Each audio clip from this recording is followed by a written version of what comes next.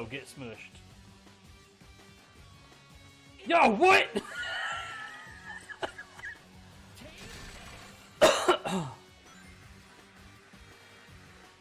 That was worth it.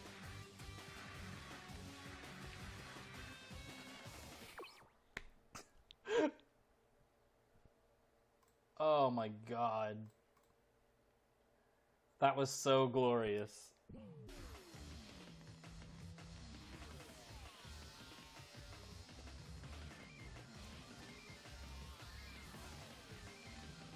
How about this? Take this.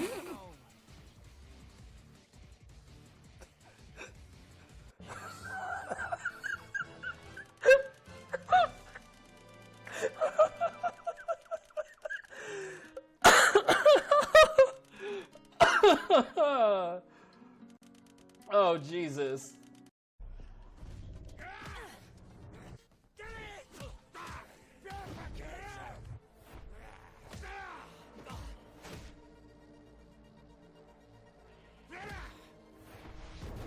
Okay.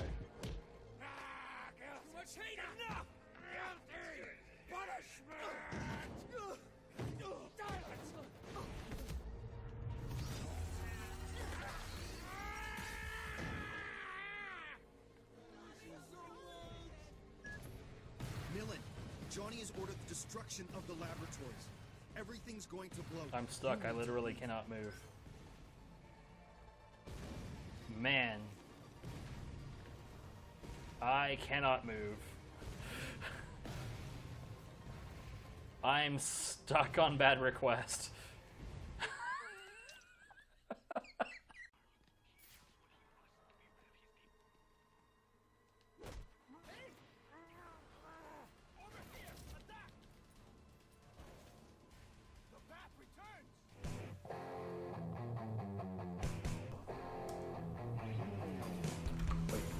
Oh, I was on the wrong window.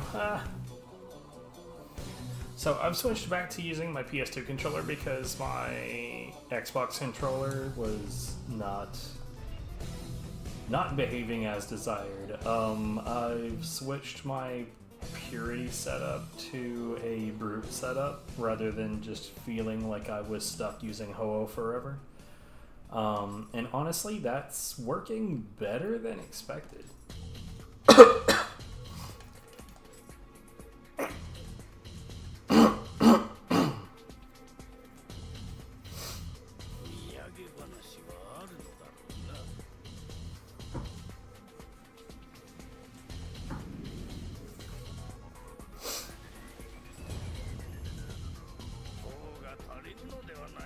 Your face could put in more of an effort.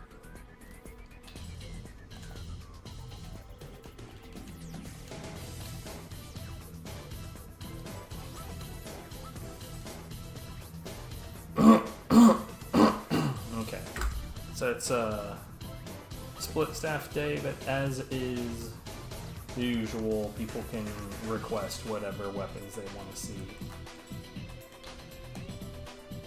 78, yeah.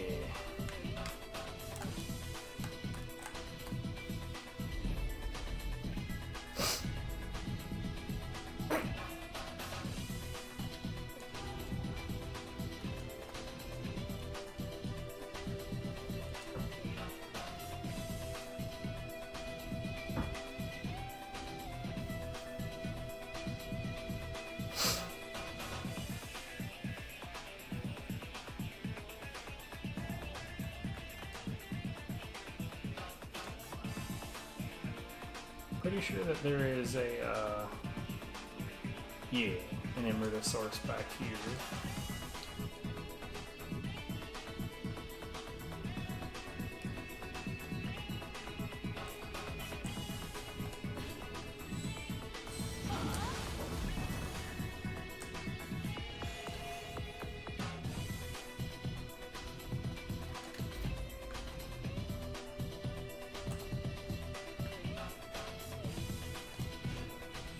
Later, doggo.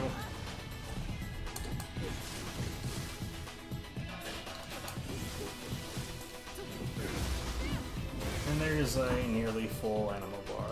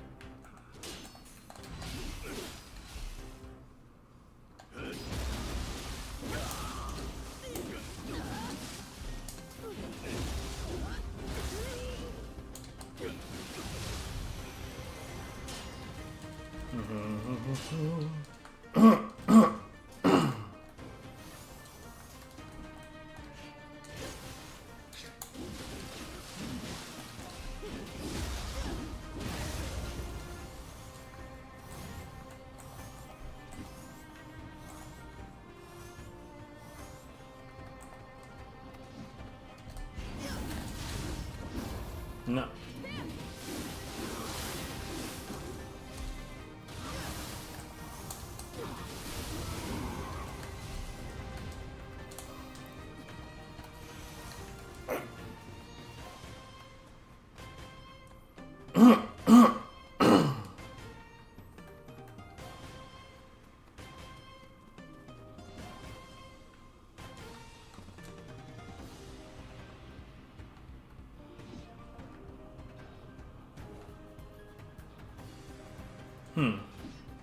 I can hear the Dweller.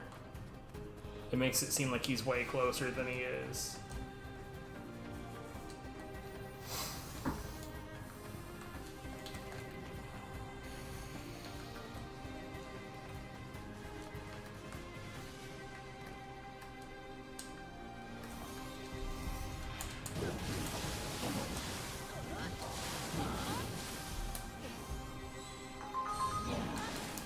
Oh, you're kidding.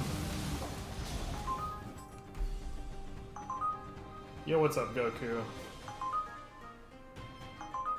I shouldn't have left this on. It's too late for that. Hold on.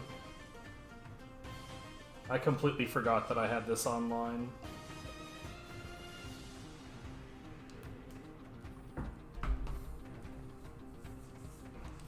But yeah, bro, how's it going? Hope you're doing well.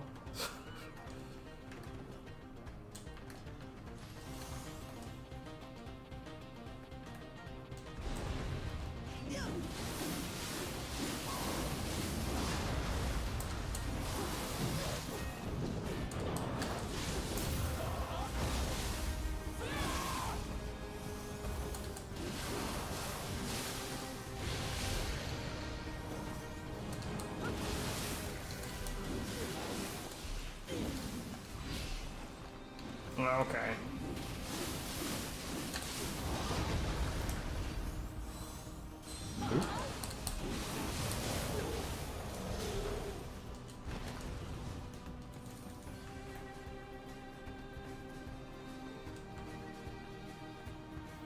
That was a delivery notification for fucking Uber, by the way, wanting me to go to like a really far distance for some fucking McDonald's.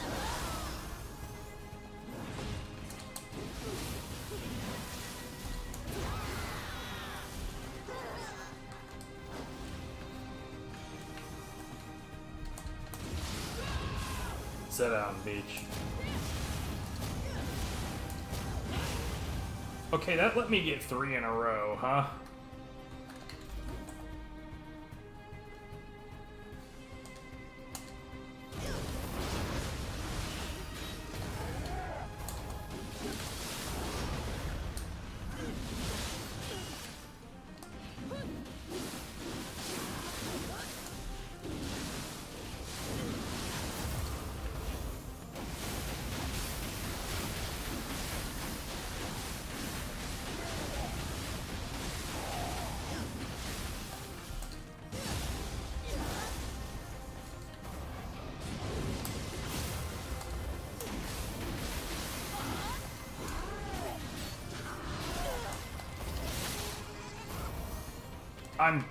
What am I fucking stuck on, dude?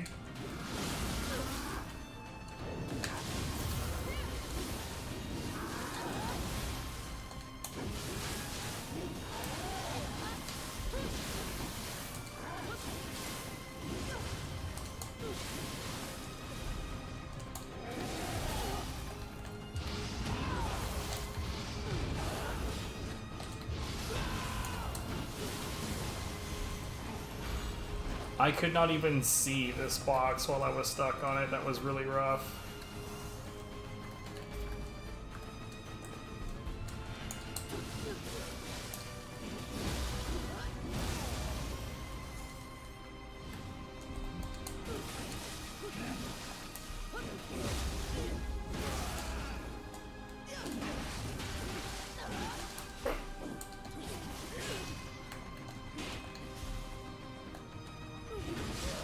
What?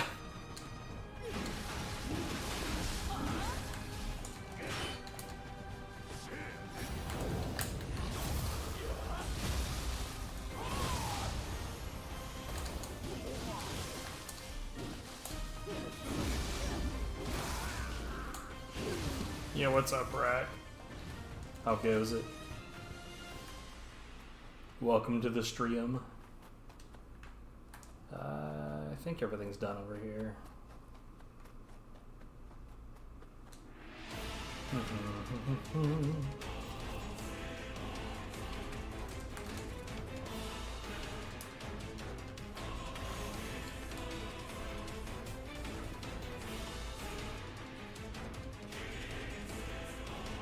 Advice for a boss? Oh man, which one? Keep in mind, I'm really bad at names, so you'll probably have to describe the boss. Example, I have no idea what the bird guy is named, Azai something, so I just call him the bird guy, which is confusing because there's a DLC bird guy with a flute. Yeah, I don't know what it is with Nioh. Nioh doesn't have nearly as much love as it should, but I'm here now, so you'll be fine. Sit down. Stabbed in the ass.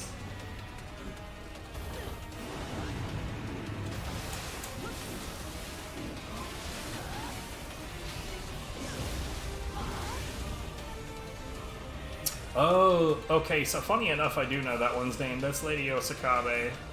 So I end up being the visitor in that stage an awful lot because people have a hard time with it. There's like a few different ways that you can handle that boss. I prefer to take down each of the snack necks individually. But you could also choose to just, like, shoot at its eye with, like, your bow and arrow or your gun or a cannon or whatever. But, like, what weapon are you using as your main? Because some weapons have a relatively hard time reaching the snacks on the side.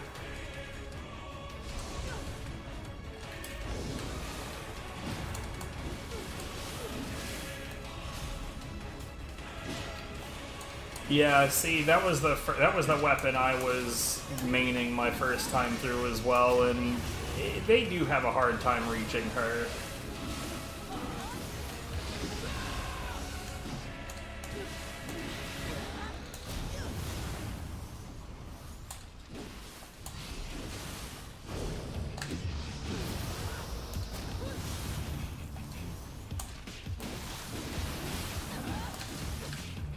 I couldn't see what I was fucking stuck on, mate.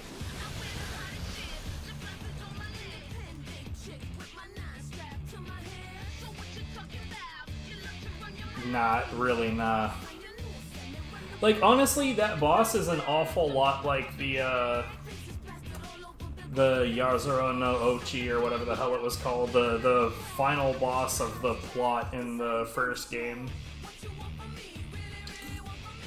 Had kind of the same vibes. I mean, one thing that's really beneficial about the boss that you're talking about is that you can't actually fall off the edge, so you don't have, like, any reason to be really careful about what you're doing. You can just attack. But yeah, it's not that you can't hit those snacks with fists, but it is going to be slower and more cumbersome to do so.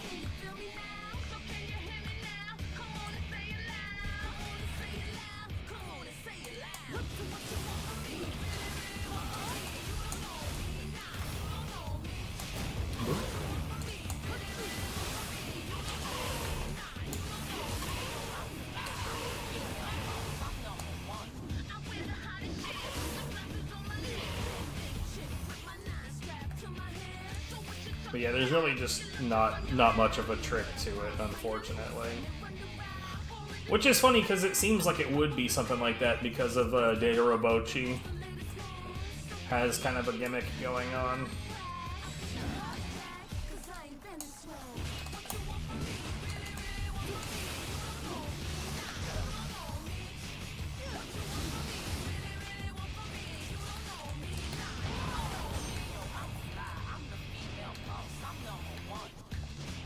shitty. Dude, there is an ability for my ranged weapons that's supposed to make them auto lock on, and they're so bad at it.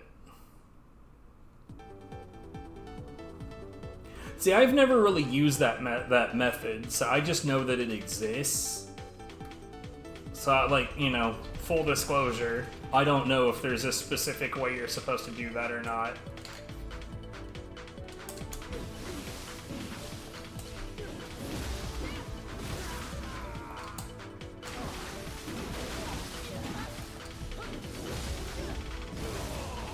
This guy just got bopped.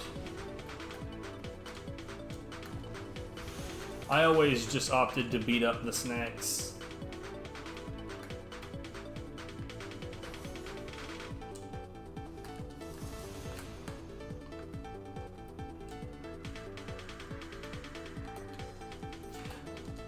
See, I would never phrase it that way, but I would, like, when it comes to action games, say, I used to be a world record holder in some really ridiculously difficult categories on a game I no longer involve myself with, and typically what I tell people is, like, if you're trying to get better at combat games, you need to stop avoiding dangerous situations. Like, accept that you're going to die a lot, and put yourself in as many nasty situations as you possibly can.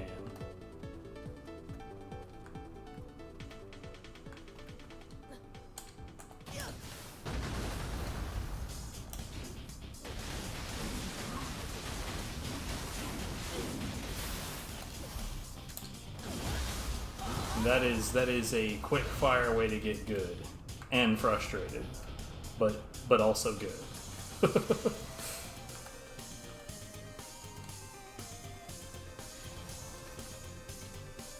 But you know, you bringing up that boss, like, makes me realize, like, they don't seem to use that boss at all for the Underworld. Wow, that was something else.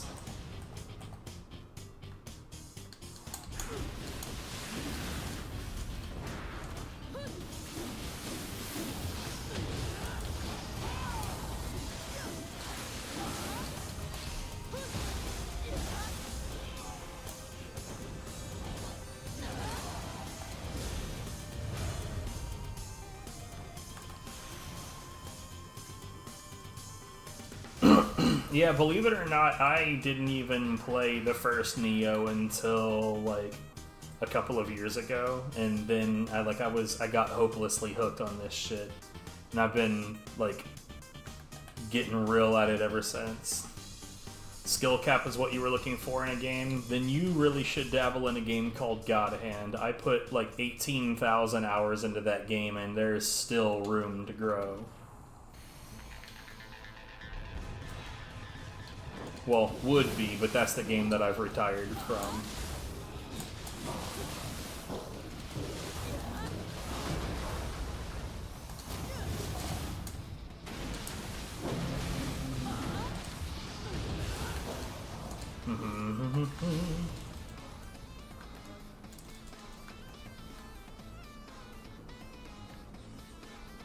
It's blocked in your country? That's a shame.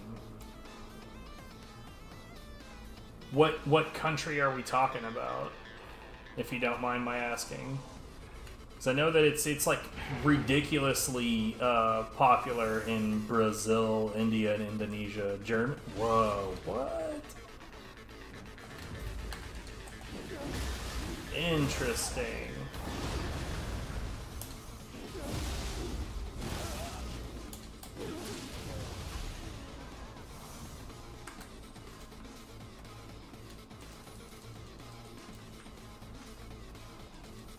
I never in a million lifetimes would have guessed that Germany would have, like, a law against God Hand.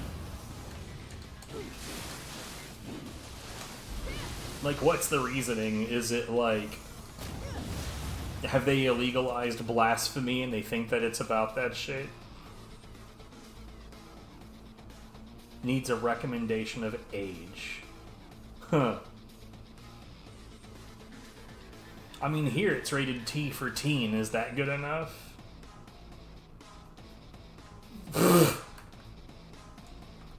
Well, that's pretty whack, not gonna lie.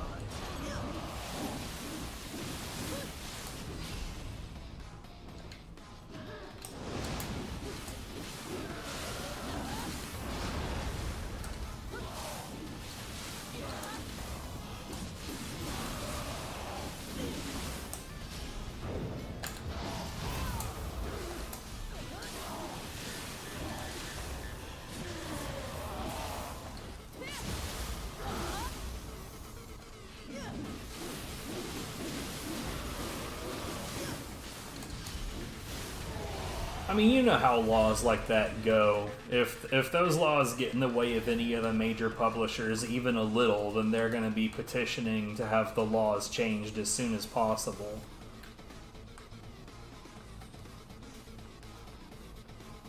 They're going to be like, but our beloved corporations... Sir, you cannot have laws. Why, if you have laws, I might make only $1.8 billion instead of $2 billion. That's unacceptable.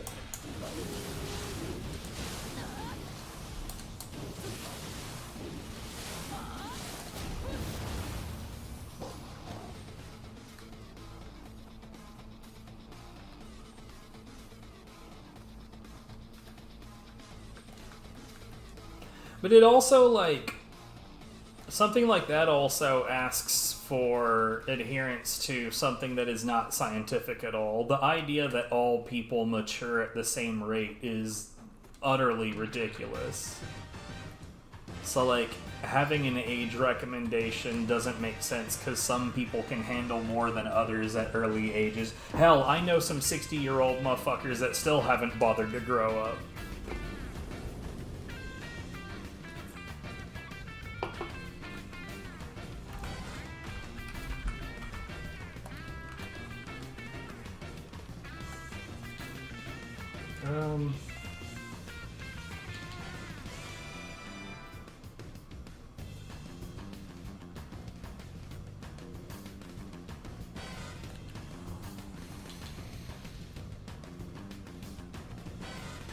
Oh, wow, I don't have my extraction talisman mapped. That's curious.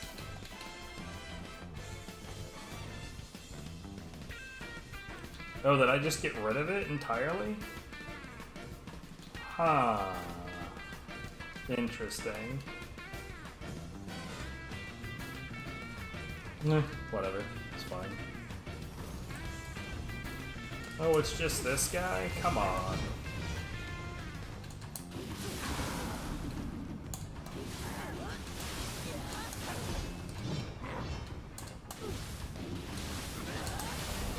Have some bird.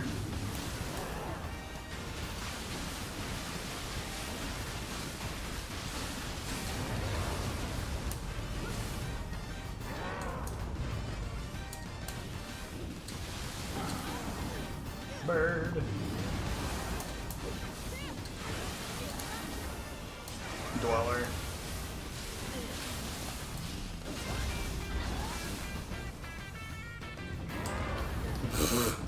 Yeah, we've got a lot of that nonsense in this country as well. Politicians always looking to scapegoat something.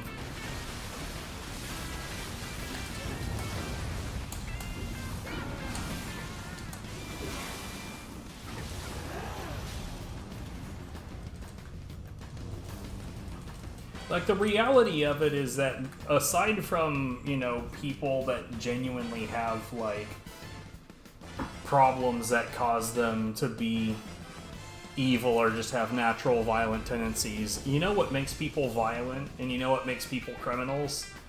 Desperate living situations. So, you know what would solve maybe 80% of all of the crime is if we stopped letting the system be so fucked up to the bottom 90%. If people just were able to breathe and they were able to live relatively comfortably, maybe there'd be fewer people in horribly desperate situations. Haha, weird, I just solved the problem.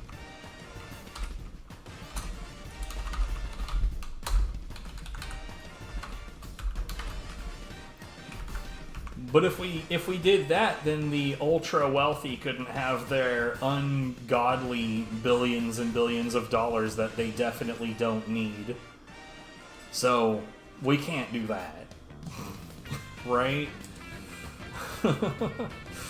Oh god.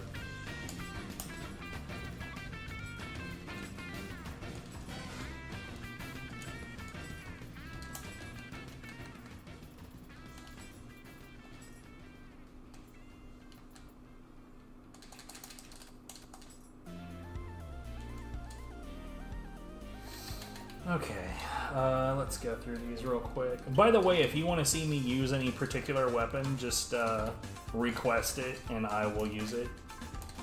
By that I mean if you want to see me using fists, then you could request fists. If you want to see me using hammers, or axes or hammers, then you get the idea. Request a weapon type, and I'll use it.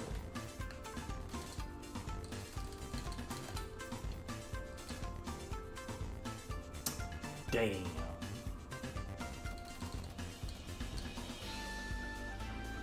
Another damn.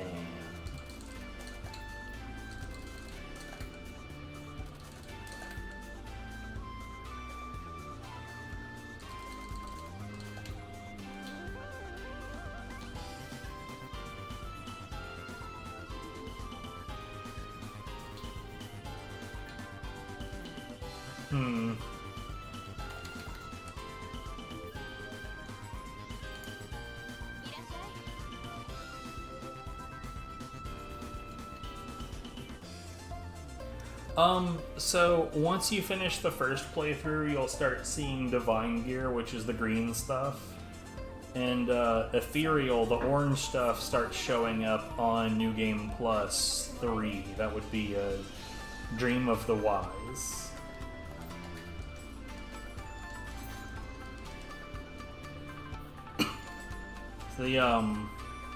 Let's see. Yeah, see this is Divine.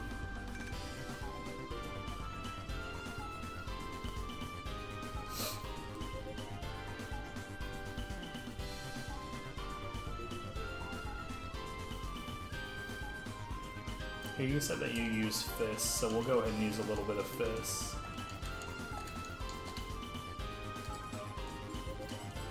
I see an awful lot of people play Fist that have very, very strange ideas of how to play Fist.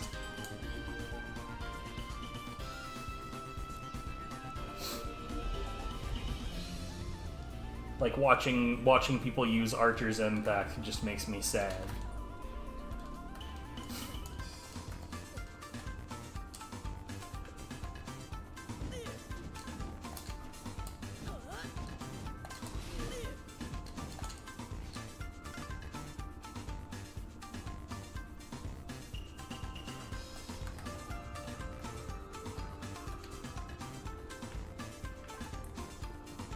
I never remember which direction is what in this frickin' map, dude.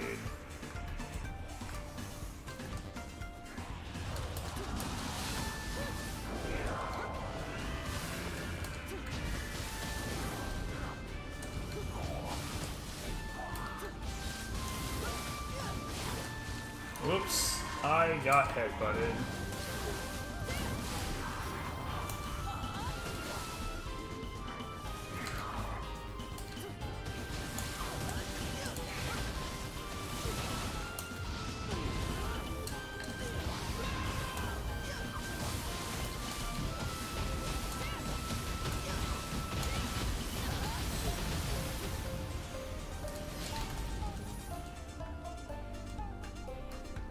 Oh yeah, that's natural given the higher difficulty. Once you get through a few playthroughs, it's gonna be outrageous like that.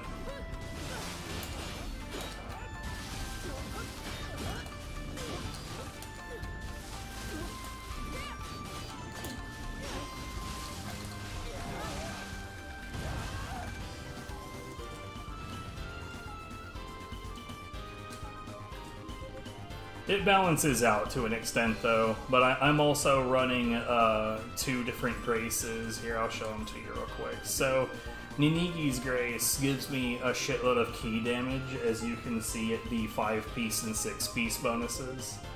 But then I've also got Takiminakata's Grace, which is mostly just like a one-size-fits-all damage buff for the most part. There's other things in here like melee attack key consumption reduction or melee recovery speed. Those aren't as much impact as you would think.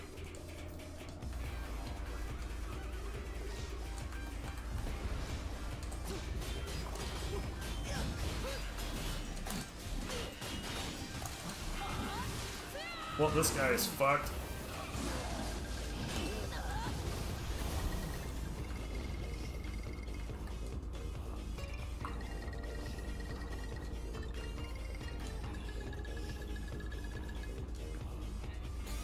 Okay, at some point I really should route this map. Yeah, 80 hours is basically nothing in this game. But if you really enjoy the skill cap, you'll get there for sure.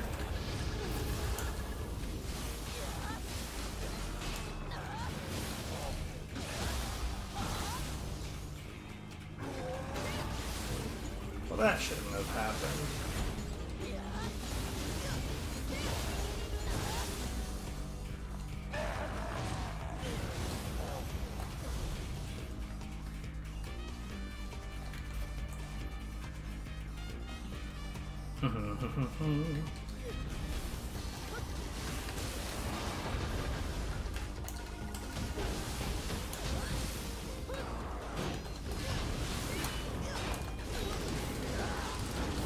Ooh, I'm not sure what happened there, but it really fucking went for it.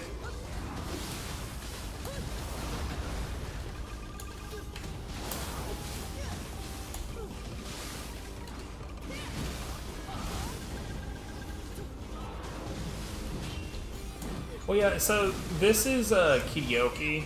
This is a upgraded version of Enki, basically. You'll see him later.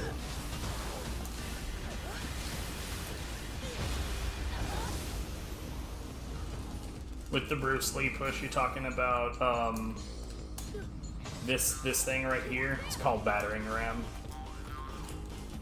There's also, I guess that right there is called Bracing Breeze. That's where you key charge in a specific direction.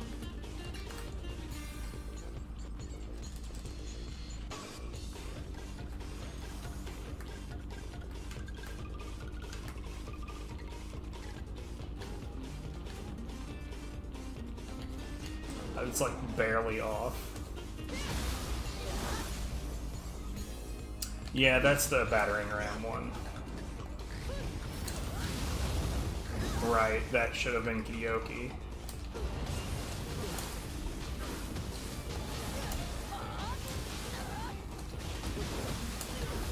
Have some bird. Sit down, please. Are you shitting me? Deeply rude video game.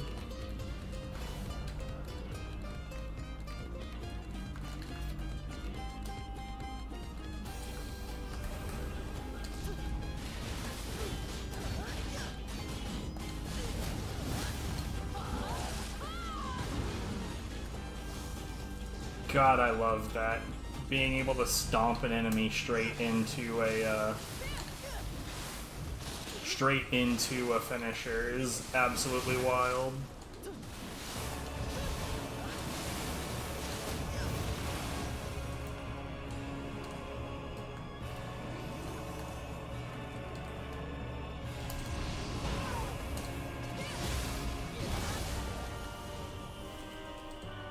Oh no, yeah, for sure. Like, one thing that I've noticed watching a lot of different players play this game is, and I don't know if this describes you, but a lot of people that play this game after getting like a bunch of Dark Souls experience have trouble really adjusting to the way that this game is meant to be played.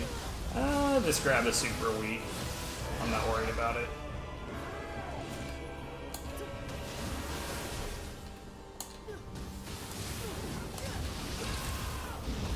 Sit up.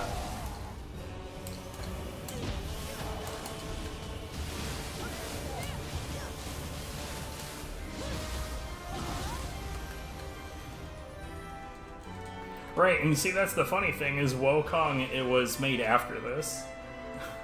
I hated Wukong because the answer to every question is deflect.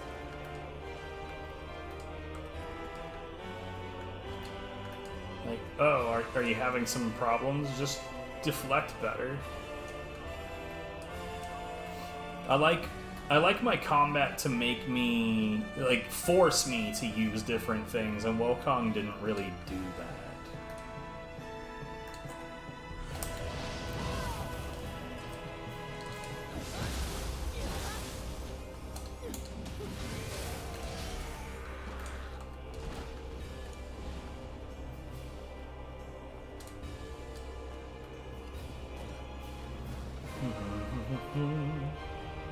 It's funny that I was like mocking Dark Souls a little bit just now, and now we're listening to some Dark Souls music. What a world.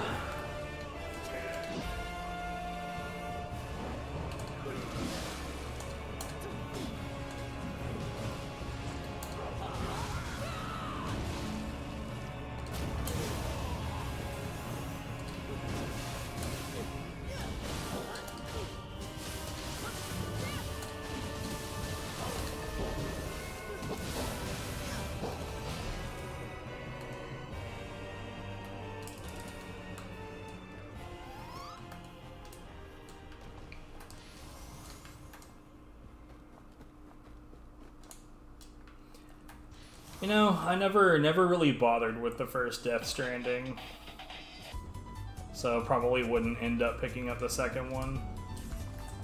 Oh hey, it's you.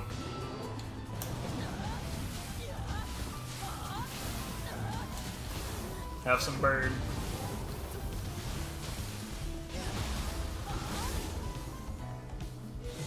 How's about some more bird?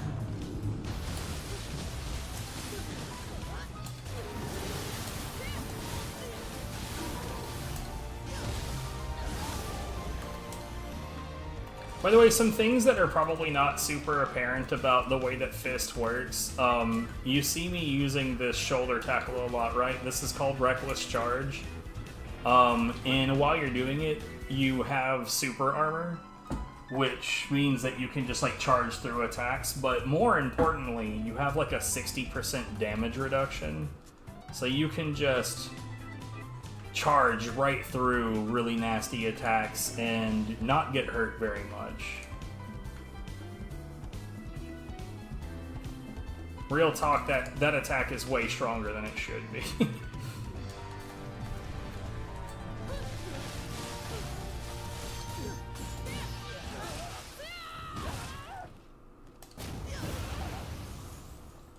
Especially since you can just interrupt your kicks with it.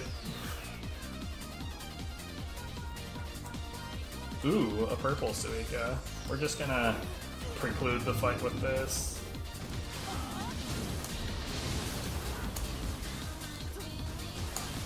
Have some more bird. I do like me some bird.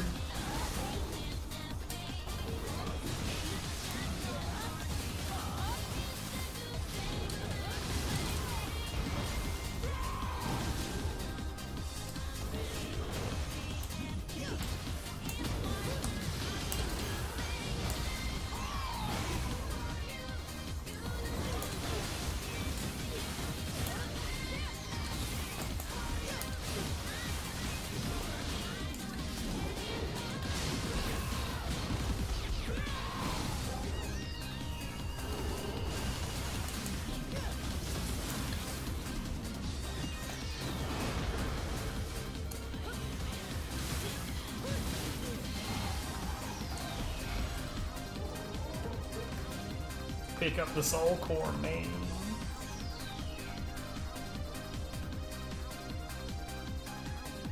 Oh, yo, fair enough.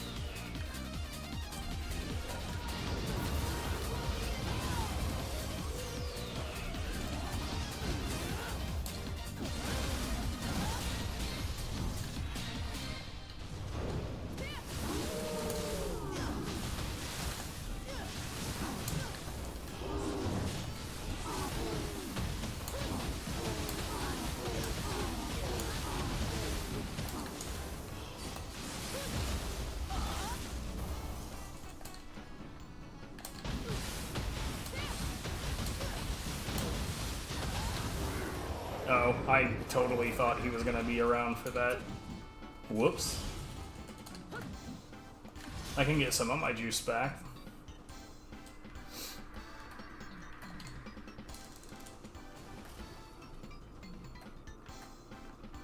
Alright, well that's 3 of them.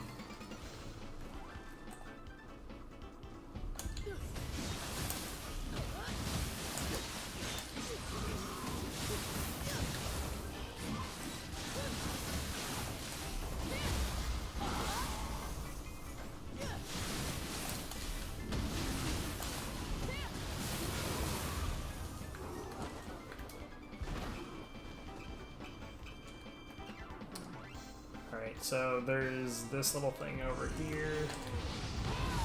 It's hilarious to me that these guys are genuinely weaker to being bopped by Brute when they are not doing a burst attack.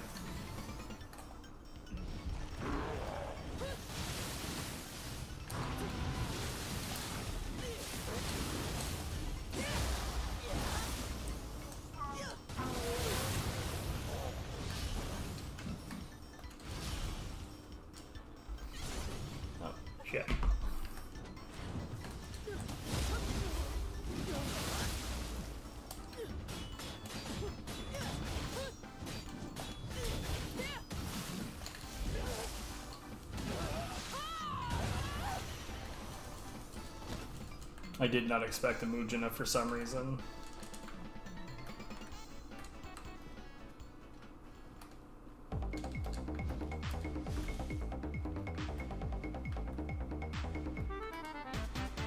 So I guess that's below us somewhere.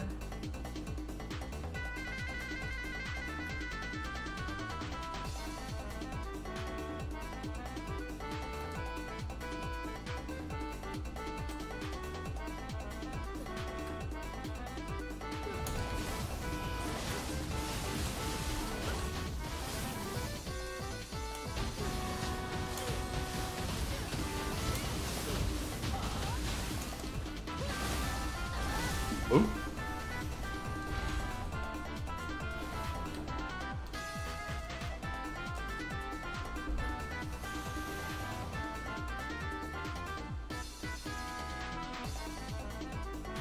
One second.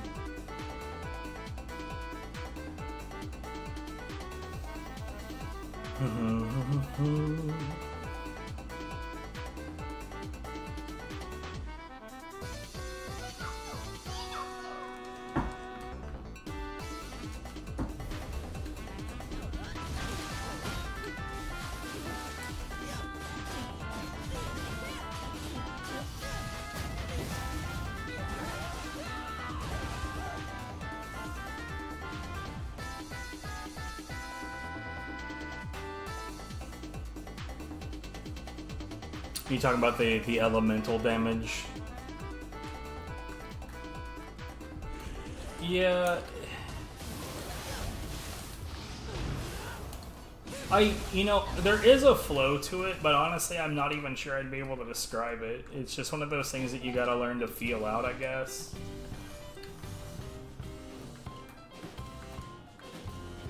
What a useless answer that was. I'm sorry. But yeah, it's just one of those pain in the ass bosses that just involves learning it over time.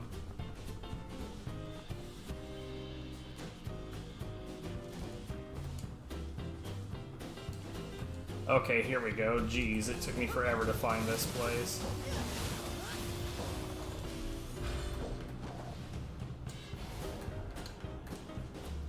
Yeah.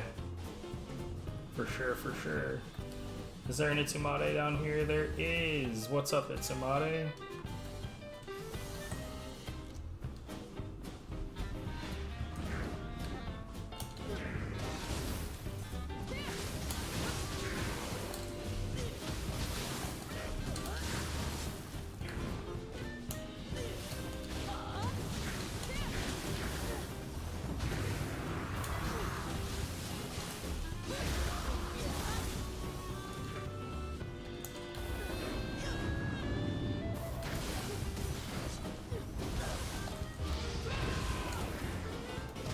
Oh, whoops.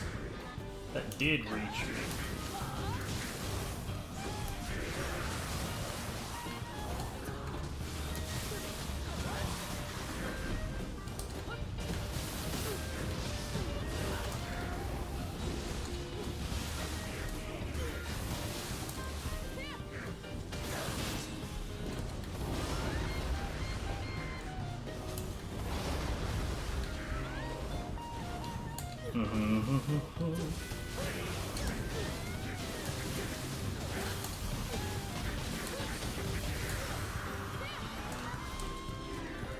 That's not a boss, by the way. That is a normal enemy.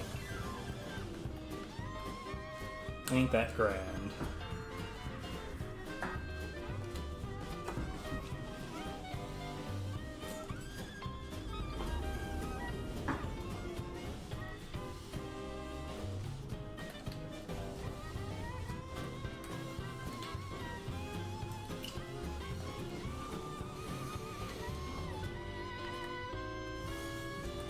Kasha?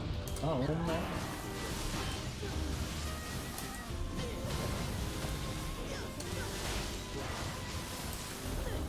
Have some burn.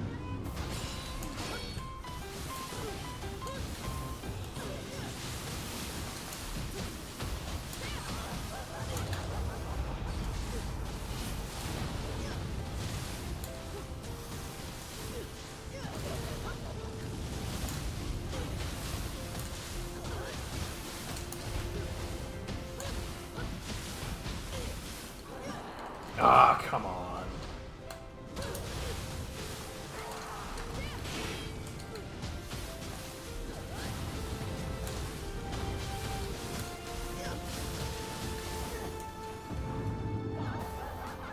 What?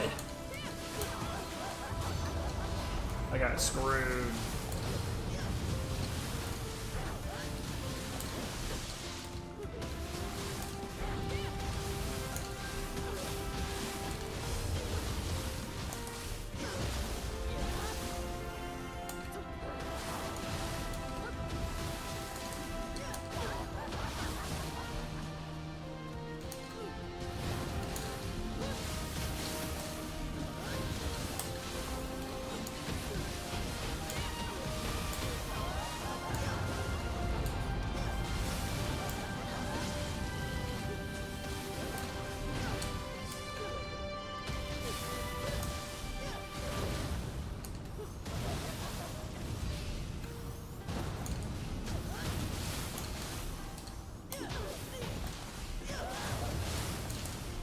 And she's dead.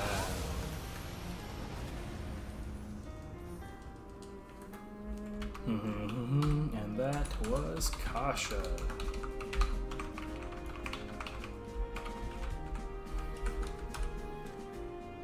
We'll switch to my favorite weapon for the next one.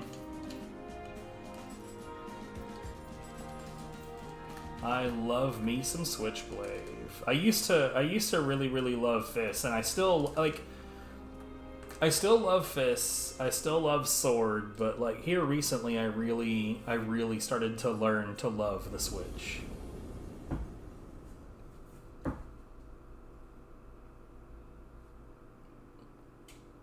Except for Arc of Chaos, I don't use that stupid shit.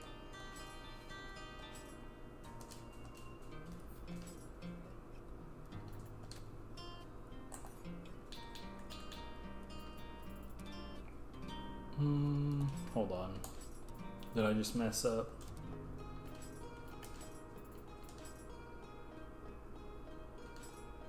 No, maybe not.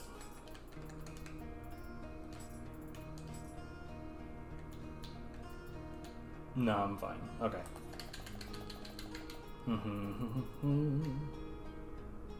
Yo, thanks for the follow, my dude.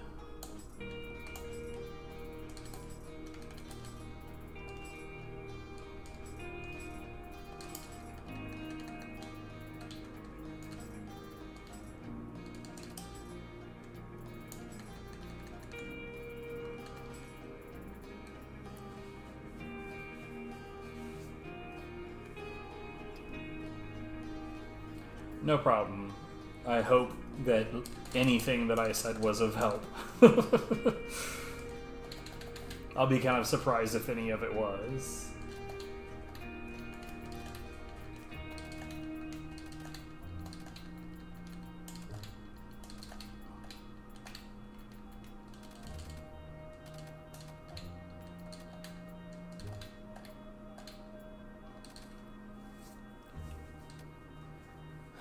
What do I have here? Melee damage and anima charge. I'm not even sure if that 17.9% is genuinely useful.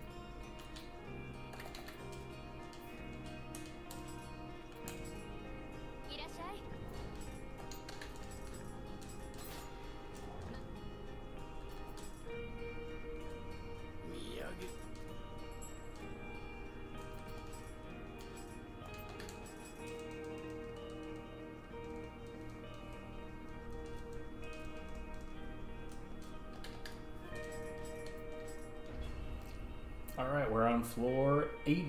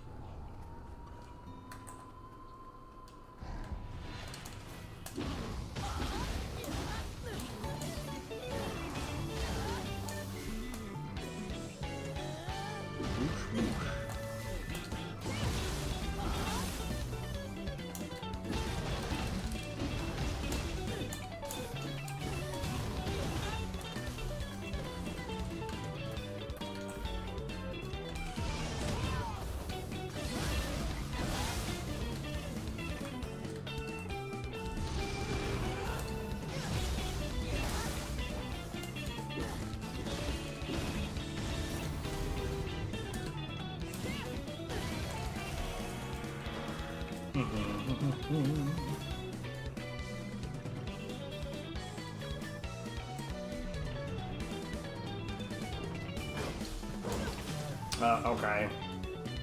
Gotta love that headbutt going in a completely incorrect direction still hitting me.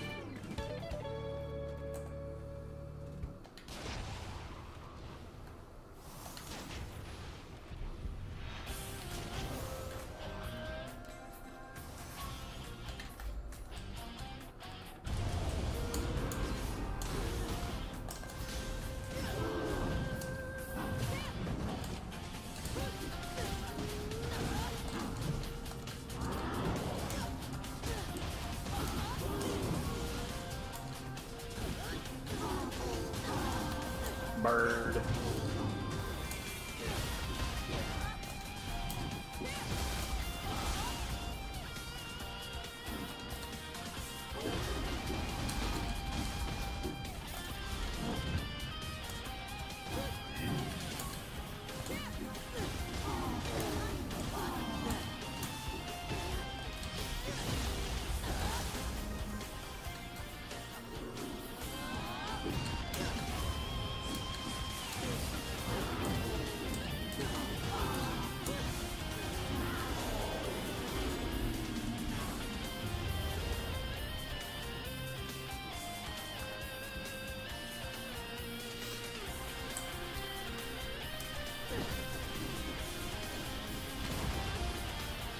It's interesting how, like, the,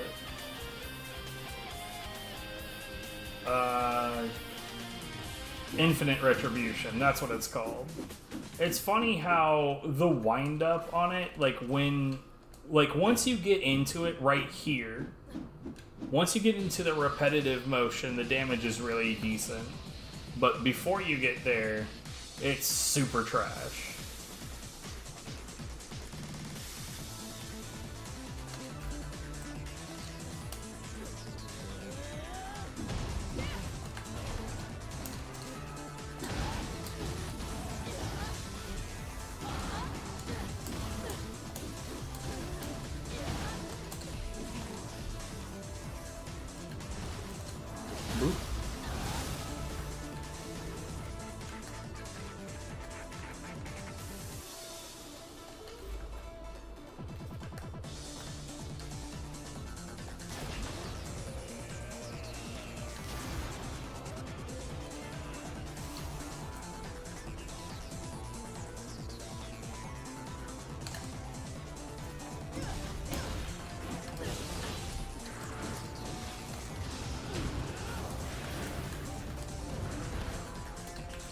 Goddamn targeting.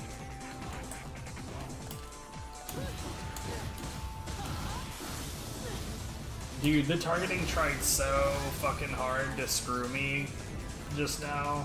Like, I was trying so hard to turn around.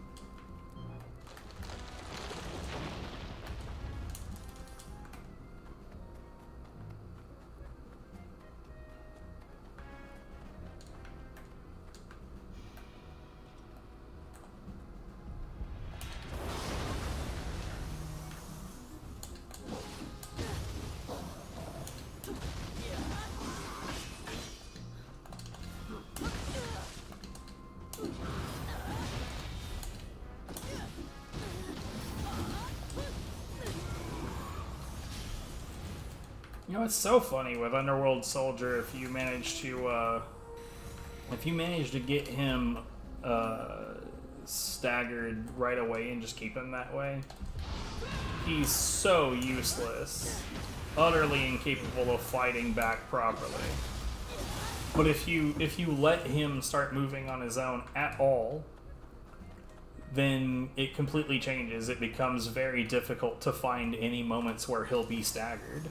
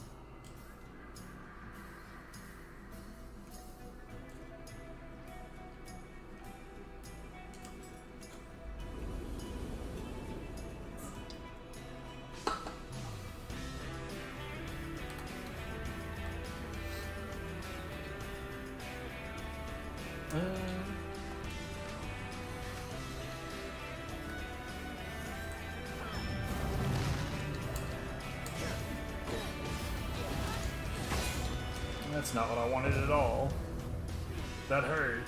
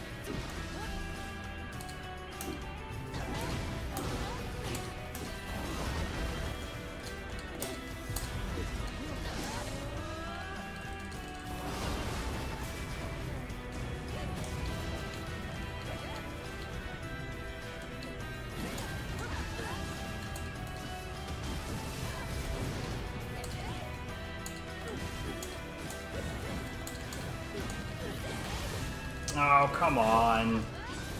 What is that tracking, dude?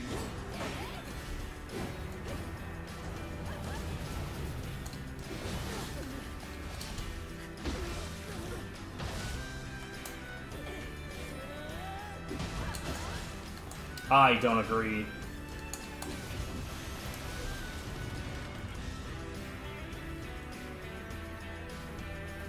I never remember her fucking name. It's not Yoshitsune, it's the other one.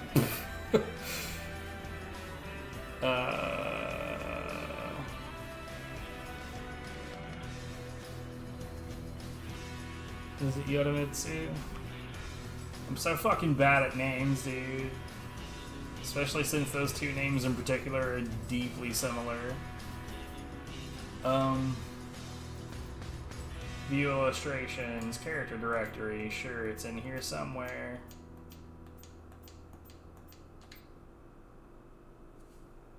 Yeah, that one.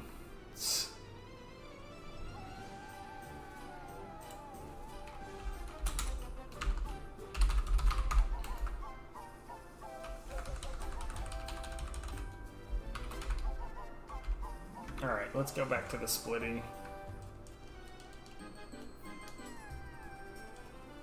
Wait, what? Oh, okay, I guess. Sure.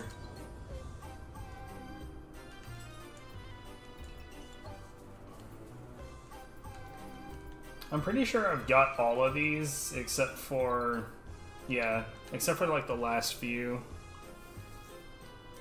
specific to the Underworld shit. I don't really care. It's not exactly a high priority.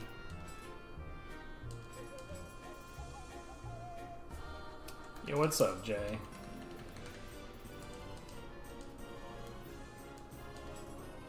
Yeah, you know me, I can't stay away from it for too long. Got any weapon requests?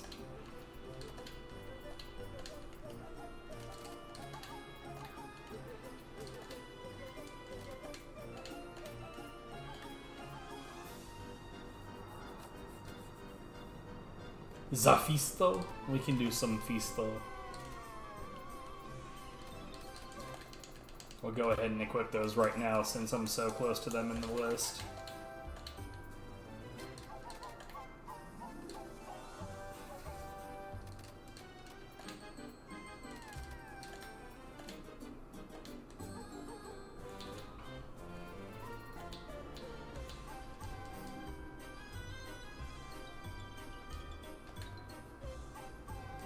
Oh, I should probably get rid of the chaff, huh?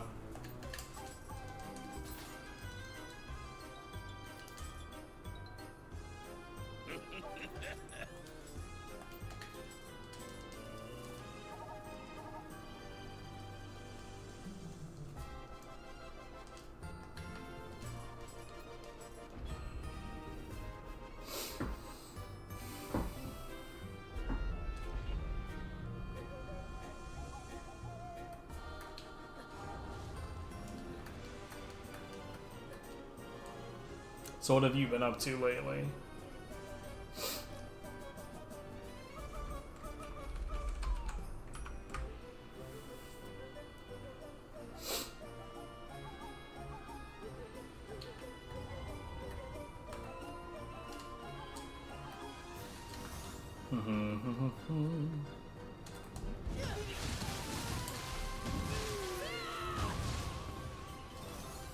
Death shitter. Indeed.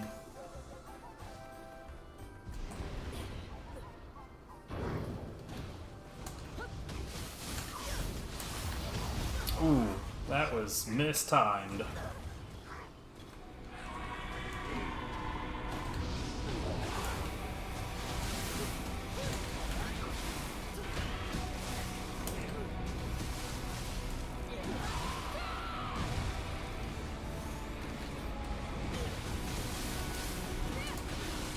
I did not tackle in time. I'm doing poorly.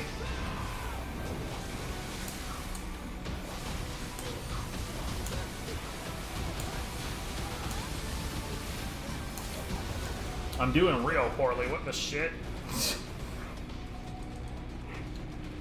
We did this earlier without a problem.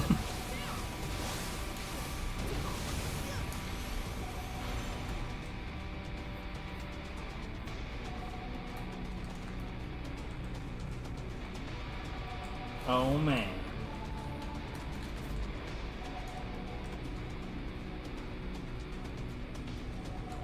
You gonna let a bird beat you? Come on.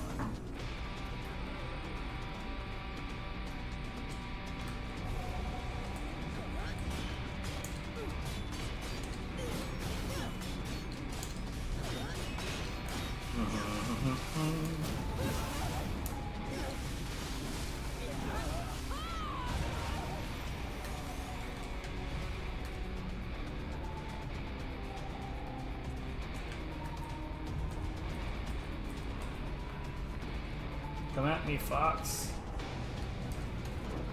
Okay, I saw that. That's no good.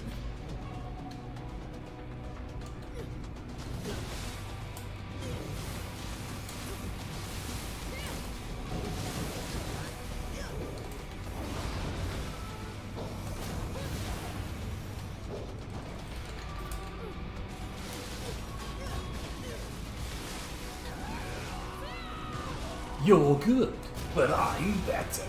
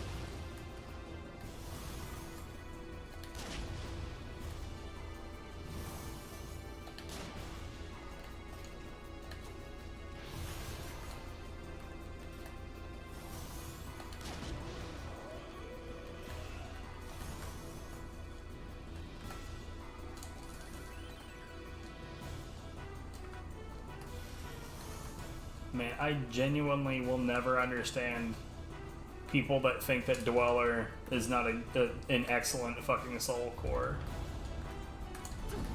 Oh, whoops. I should have remembered that this was a thing.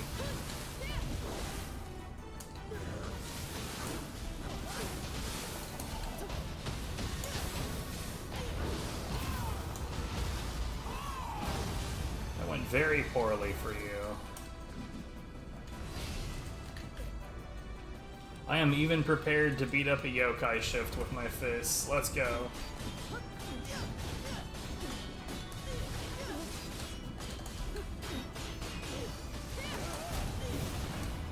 Get shit on.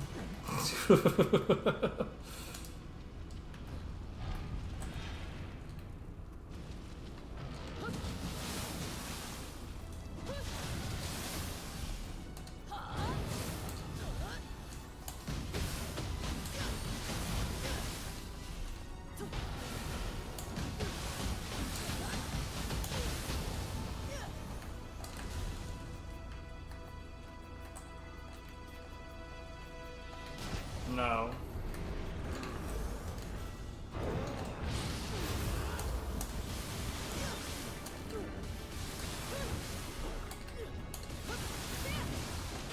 Sir, could you don't get on my damn nerves?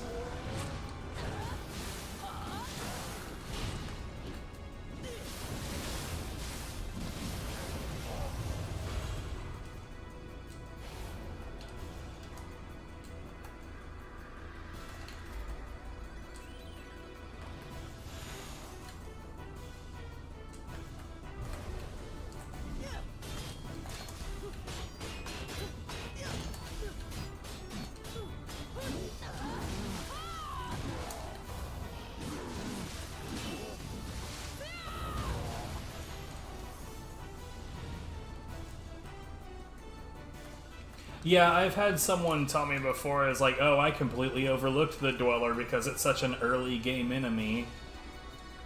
So I just assumed it wouldn't be useful. But like, bro, it's so fucking good.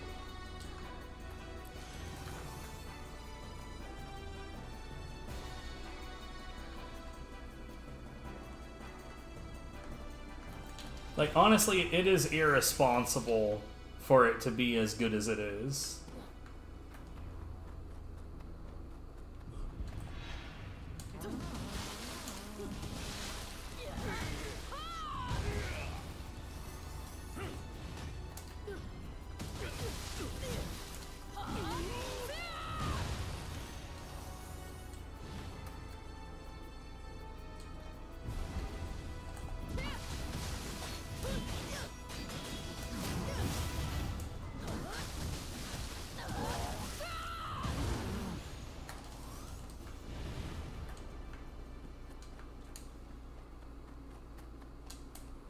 I did go through and try on literally all of them, though. I didn't leave anything to question.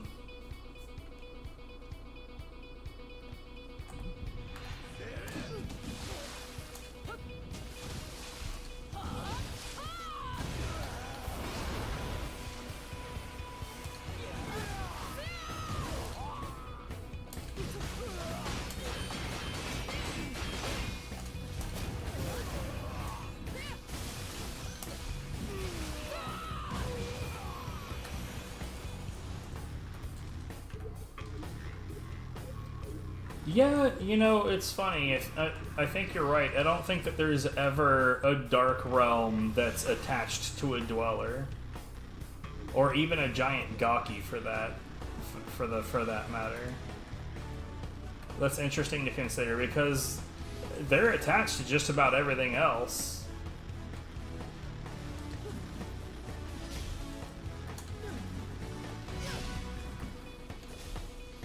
I thought what is the first Dark Realm? I thought it was, I mean, aside from Mezuki.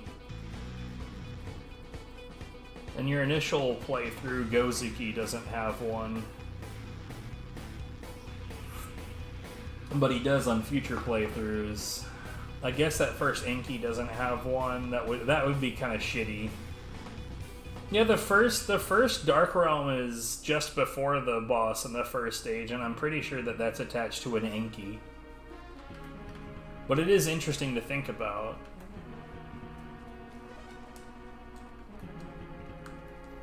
But yeah, Ipon is definitely one of the ones that just about everybody gets attracted to at first. Enki is honestly kind of better than he should be as well. He's not like super impressive, but when I measured his key damage in comparison to everything else, it's kind of wild. Like, let me bring up real quick. Where is he in this list? Okay, so Enki is tied with 3 other soul cores in terms of key damage. Those 3 are Kanaki Jiji, Namahage, and motherfucking Gyuki. All do the same amount of key damage as Enki. So, like, right out of the gate, you have the same amount of key damage as a DLC enemy in fucking Gyuki.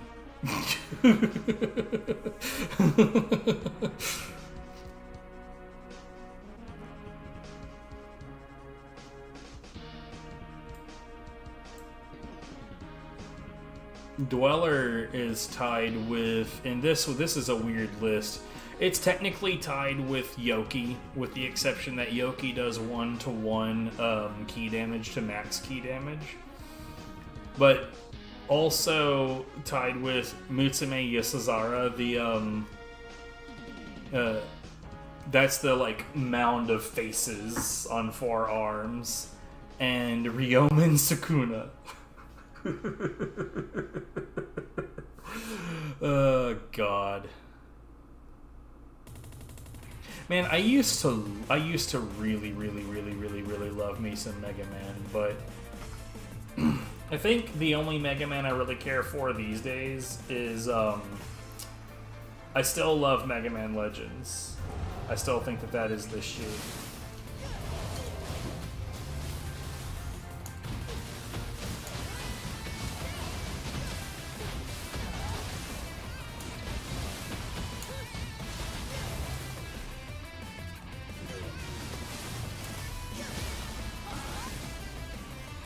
I really don't want him to fall off.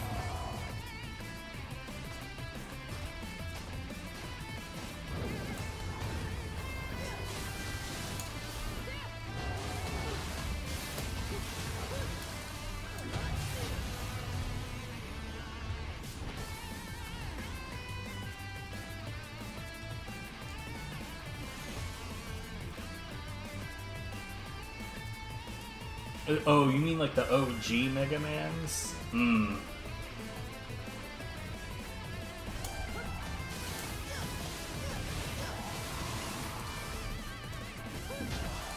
I'm still pretty okay with Mega Man X. I like the X1, 2, and 3.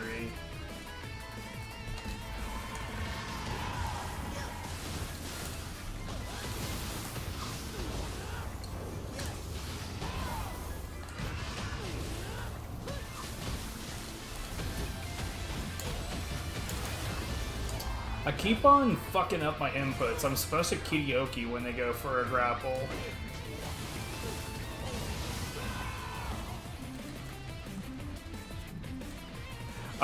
For me, X started going downhill when they implemented the like save the Reploid mechanic, which would have been fine if it weren't for the fact that if you ever saw that Reploid, then it disappears if you can't get to it.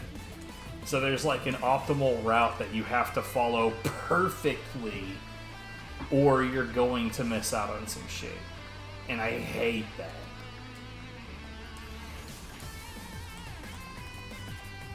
Like, that mechanic would be 1,000,000 times better if they didn't have it like that.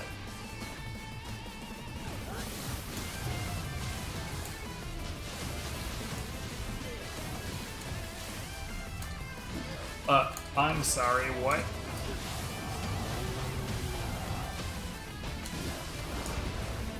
What did my inputs fuck me just now? That was really shitty.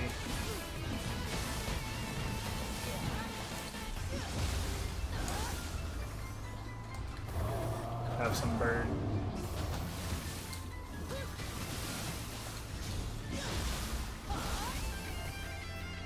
Oh, 7 and 8 are just embarrassing.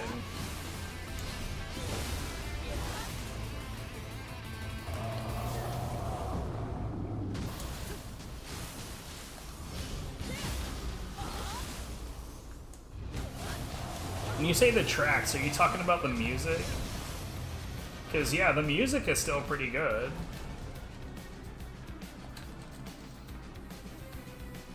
Like, honestly, Mega Man has that in common with, like, Sonic the Hedgehog games that have, like, really, really, really banger music pretty much every single game, even if the game itself was trash.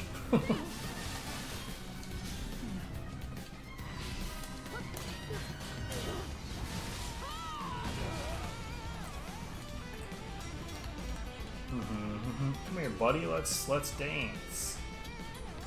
Let's tango, you and I.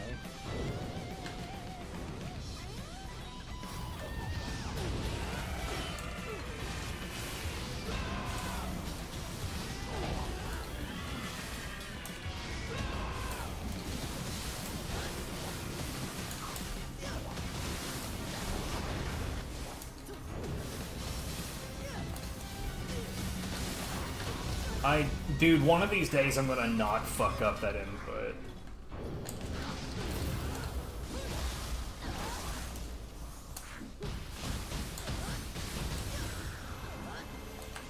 I say that like you've never seen me do it correctly before, and you have. I just can't seem to do it tonight for some reason. I really like Generations and Sonic 06. I never really liked the classic 2D Sonic games because I never really liked the fact that, you know, going really fast left or right doesn't really work in a 2D space for me. Or trying to go fast, really.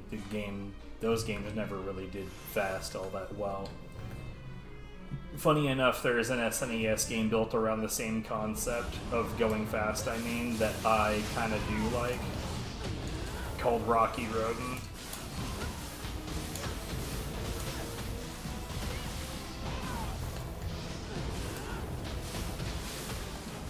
Or at least I liked it back then. I don't know if I would still like it.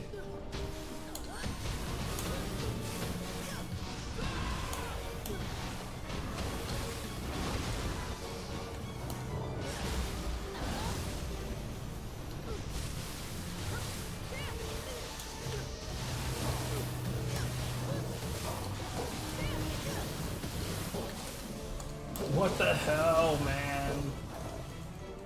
I definitely went to cast Karaoke just now and it just didn't do it. Yeah, it's really, really fun to watch speed runs of those old Sonic games, but yeah, I'm not into playing them myself. Funny enough, Sonic Heroes speedruns are pretty lit too. Since you brought them up. Or brought up the game at least.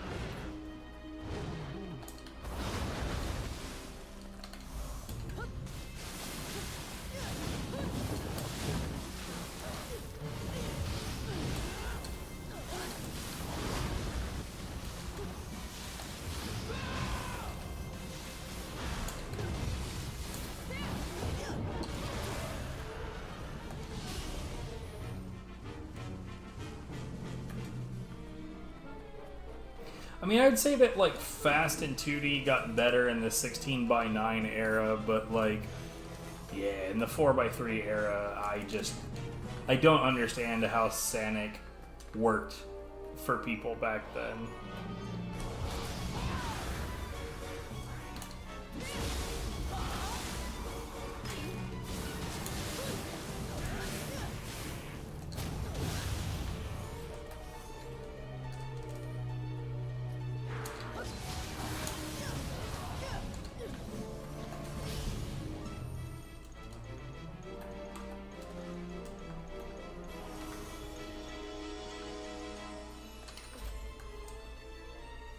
Maybe I was the weirdo when it came to that then, because there was plenty of games that I would not play.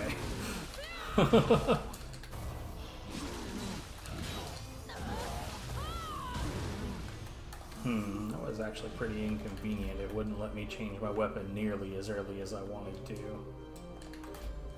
Pretty sure this is on Nioh. It is on Nioh. Have a punch. Have a bird.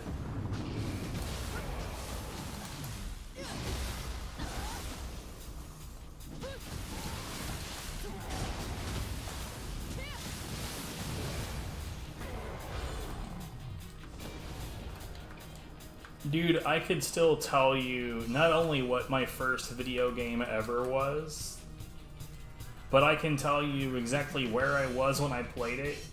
I can still remember the layout of that room, even though, like, funny enough, that room no longer exists. The house isn't even there anymore. It was leveled and in a completely different house was built where it was. But I was 4 years old, and it was the original Super Mario Brothers. I was at my Aunt Rhonda's house with my cousins David and Jennifer, and even though it was my first video game ever, I was still better at it than they were. Which is probably one of the biggest reasons why I was like, I should get into this video game shit.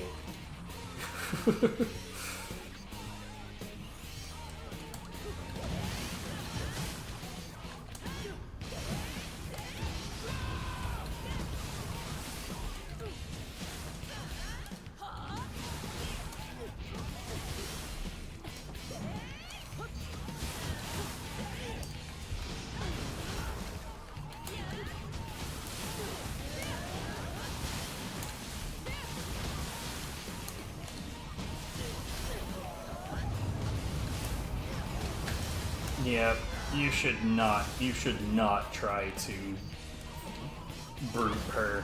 Doesn't work.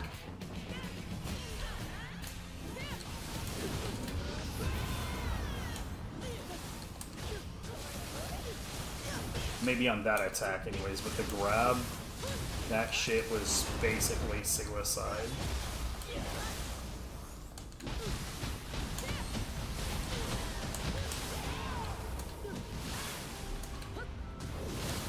Yeah.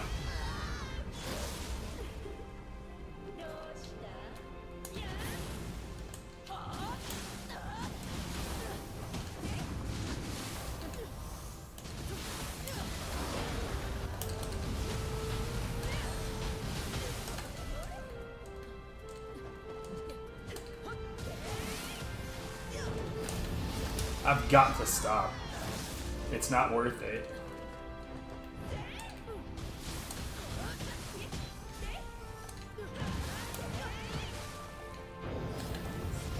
I dodged.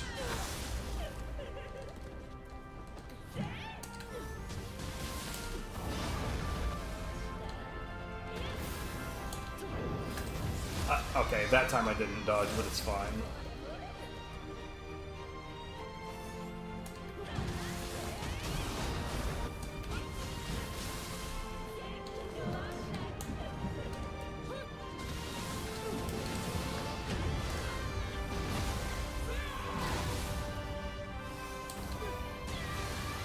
Actually, I'd say Torii Moke, as good as it is, isn't a great option against Ancient Nioh Tengu because she did start whomping on me while I was transformed, and that's no good. Ubume probably would have been a better choice against Ancient Nioh Tengu, but I didn't know she was going to be there, so...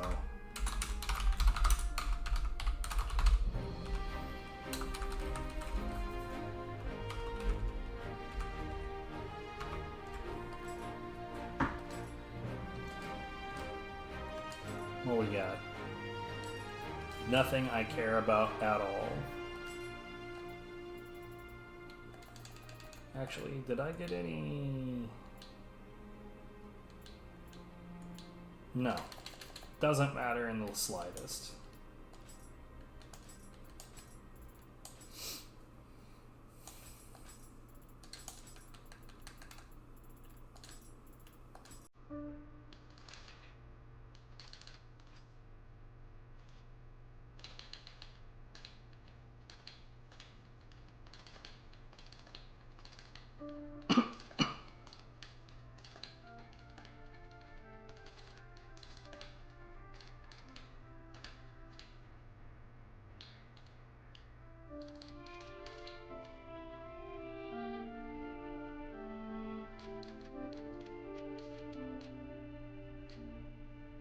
Yup.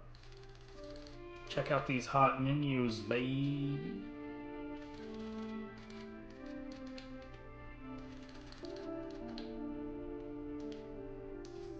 Here's what we'll do. We'll do some Kusa gameplay. Wait, hold on. Oh, right.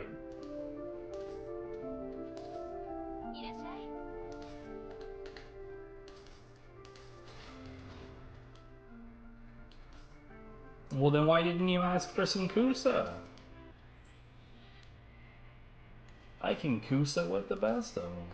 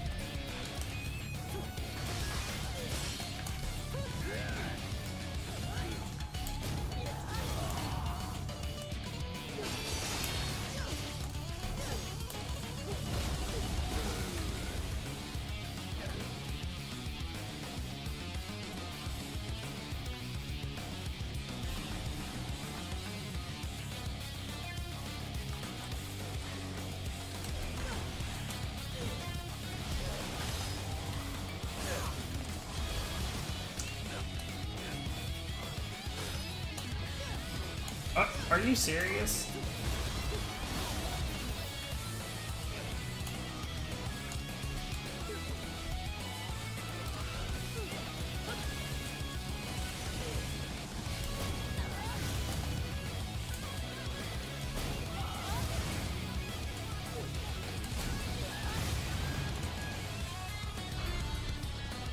Oh, what I've been doing are not high stance lights. This is Crimson Flurry. The high stance light is this.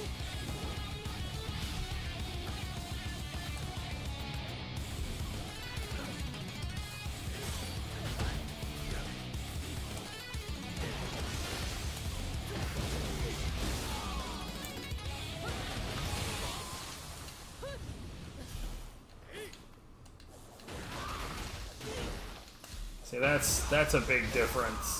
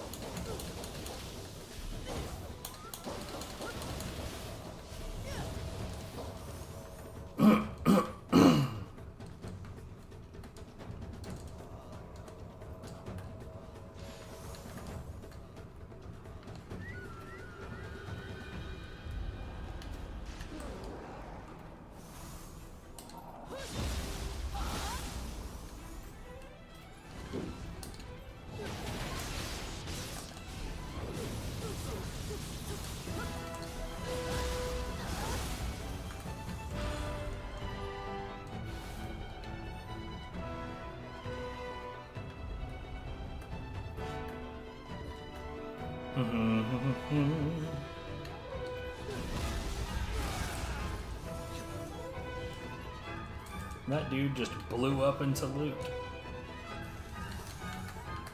This is one of my least favorite guys. I hate that guy. He deserves what he just got.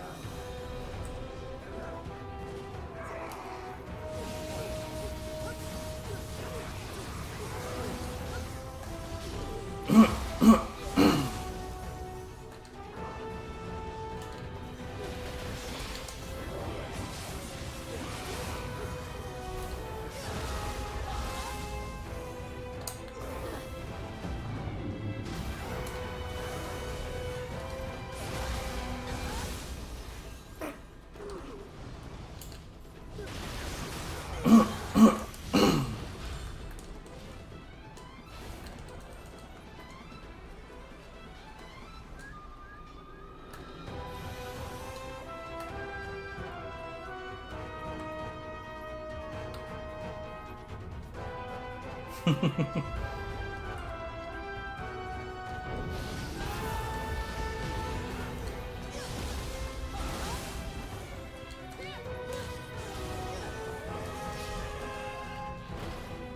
it's pretty alright. Suika.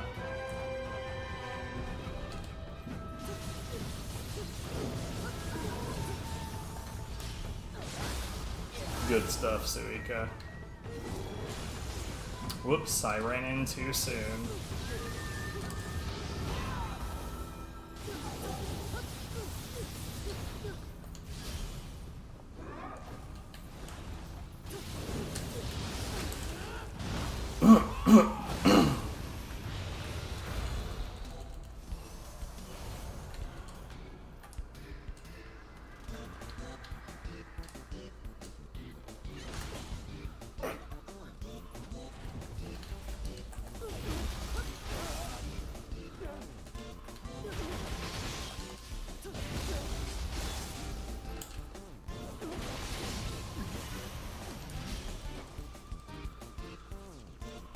Then I would do spear.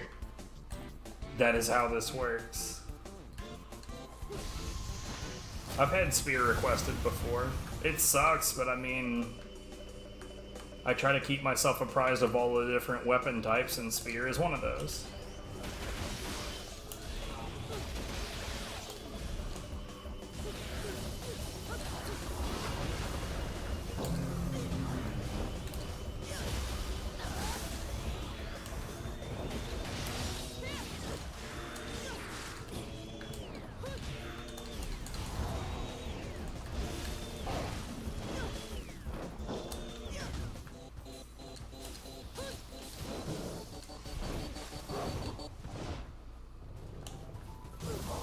Well, hammer in my case, but that is some true culture right there.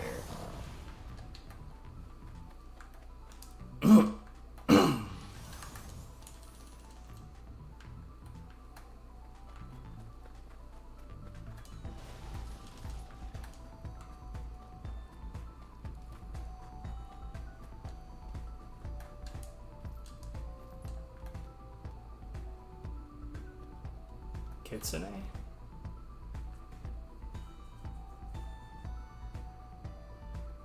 You mean Kentucky? Oh, the fox spirits. Because, okay, I'm not good with names, and then we were talking about axe and hammer.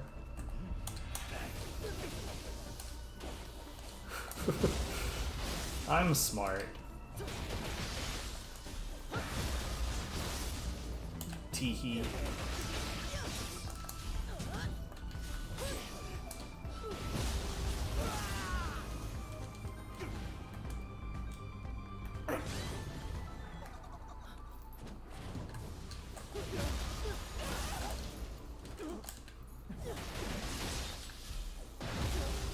The more I play Nioh 2, the more I realize I didn't know shit about the first game.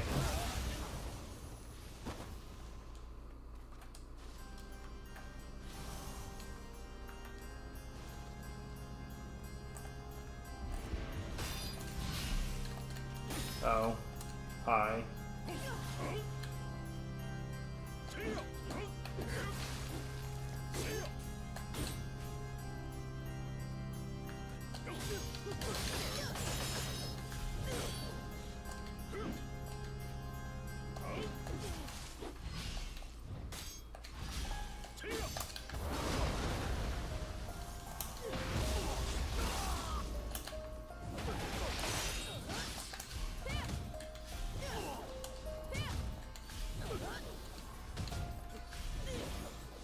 Yeah, eventually that's not going to work out too well, buddy.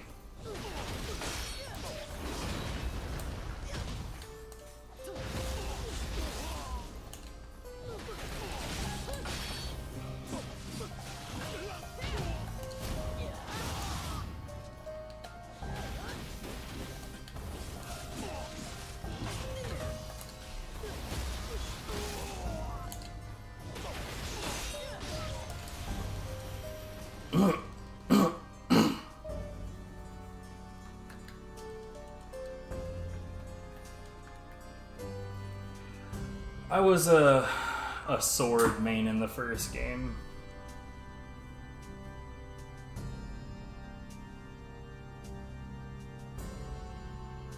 One second. I did the same thing in the first game, though, in forcing myself to play with everything.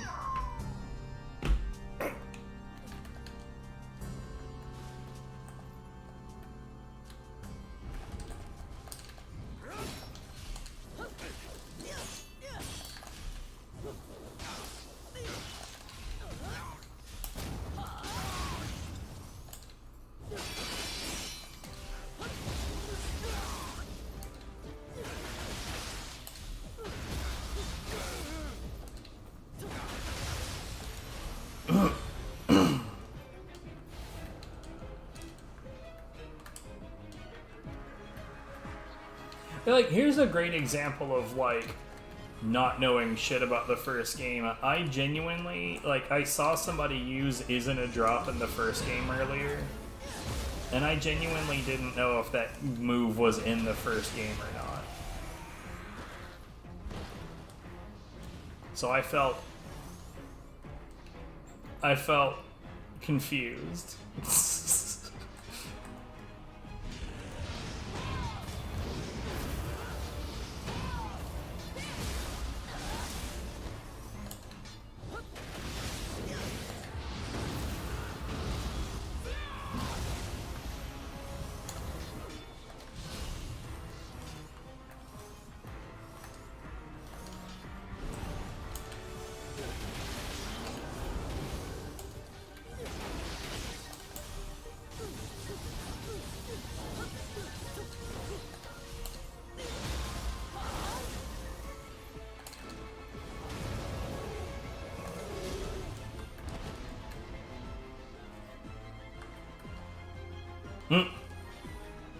Oh, the quick change scrolls? Yeah.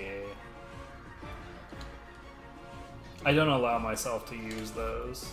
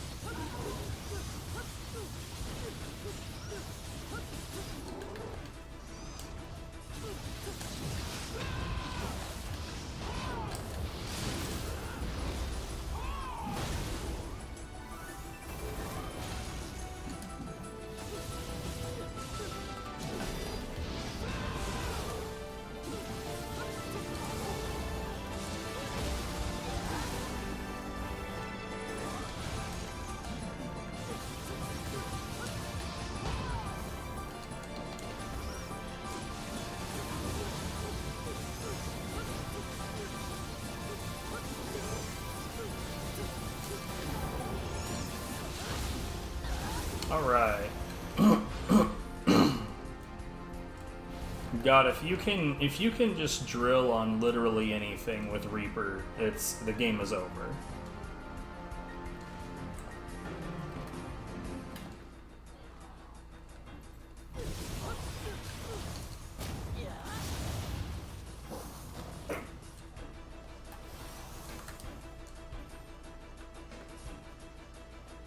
But honestly, the quick change scroll was also just, like, better in the first game than it is in this one.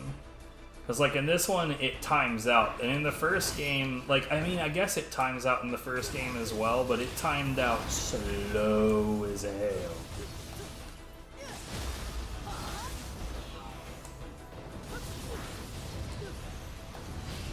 In this game, it feels like if you're fighting anything that has any chance in hell of lasting for a respectable amount of time, you're just guaranteed that shit will run out before you're done.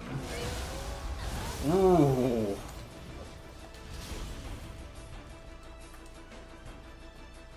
That was like the very last possible frame.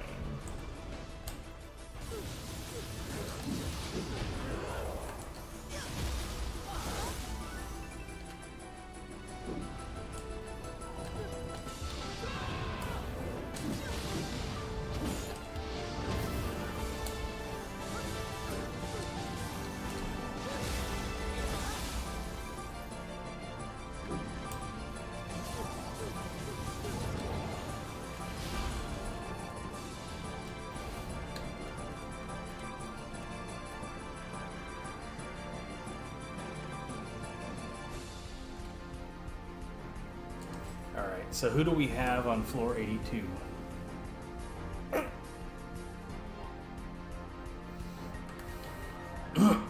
Is it going to be Nightmare Bringer?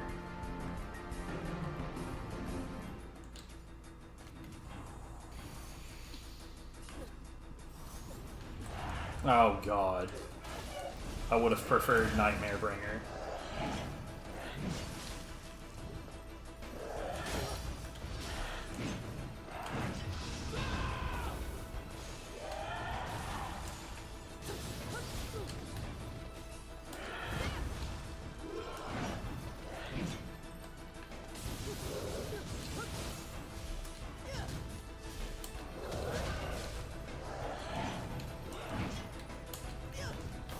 God damn it to hell.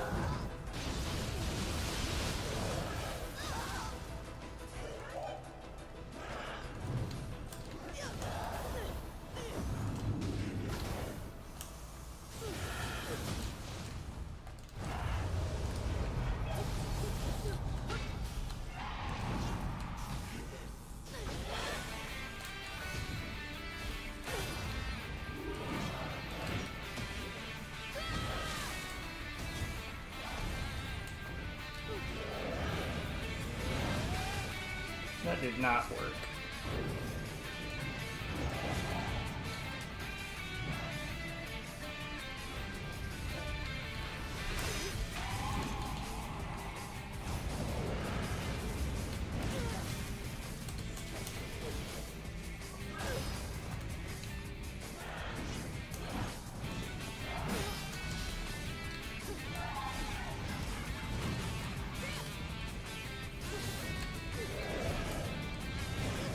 Dude, the part that I hate the most about this boss is that, like, after literally everything it does, it's just like, what's a whiff punish? I'm just gonna immediately leap away, and I will never be punished for any of my mistakes ever.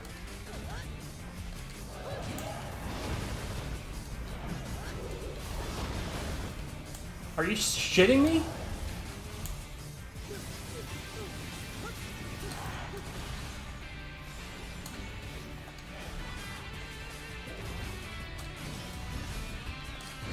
Oh yeah, for real, Sonic Colors OST is overpowered.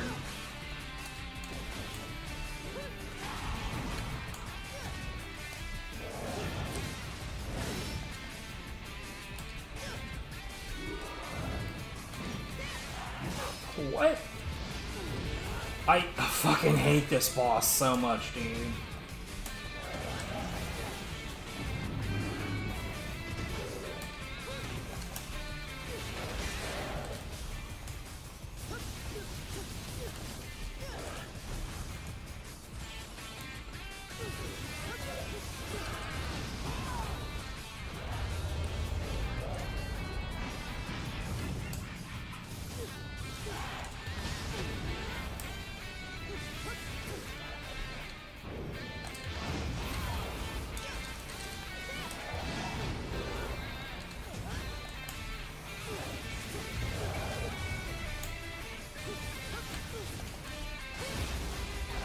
Eat shit, bitch.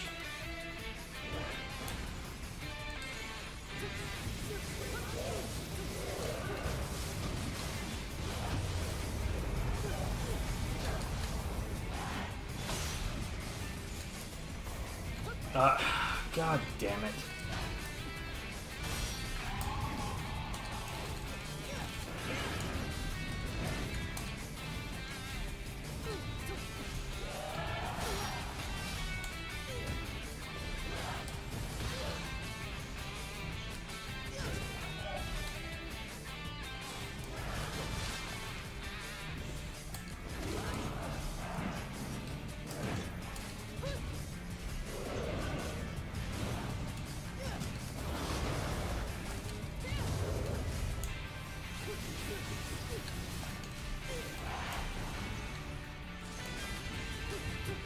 Gotta love that giant free step back she has.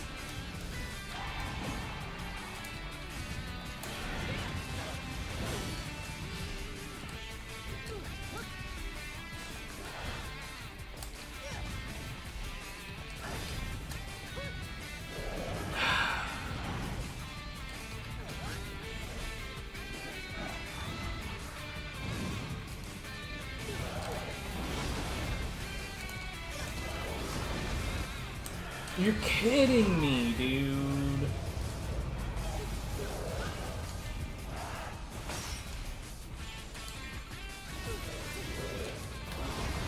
Sit the fuck down.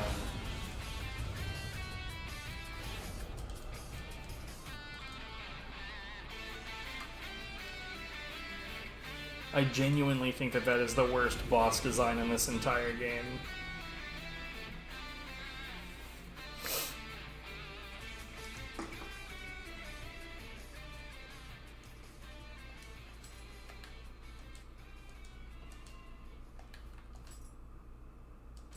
And like, I just proved that it's not because I have trouble beating her. I just fucking hate the flow of the fight is just so whack.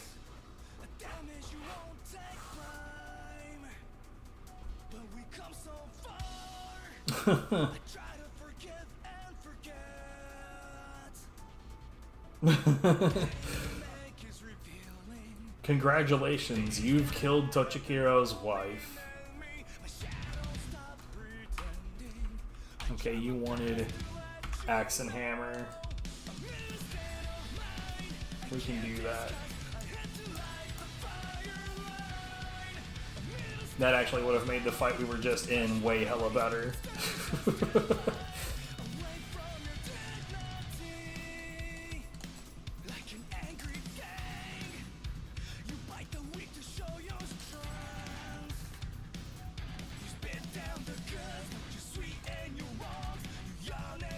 Yo, I can't wait to find out that even though I did the research to find out whether or not this song is licensed, can't wait to find out that it is in fact licensed.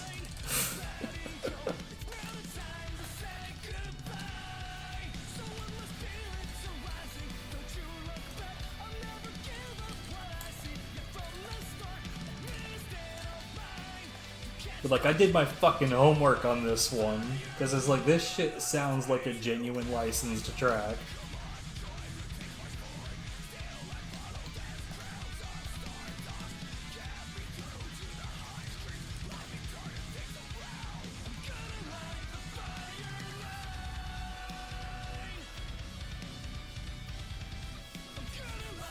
I should be using that.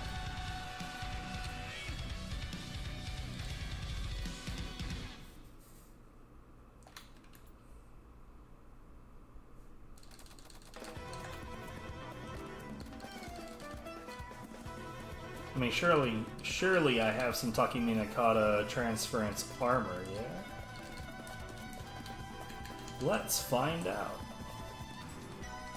Filter, Grace Inheritance, and Take Minakata. Oh yeah. Yeah, I have a few. One or two, you know. In case of a rainy day.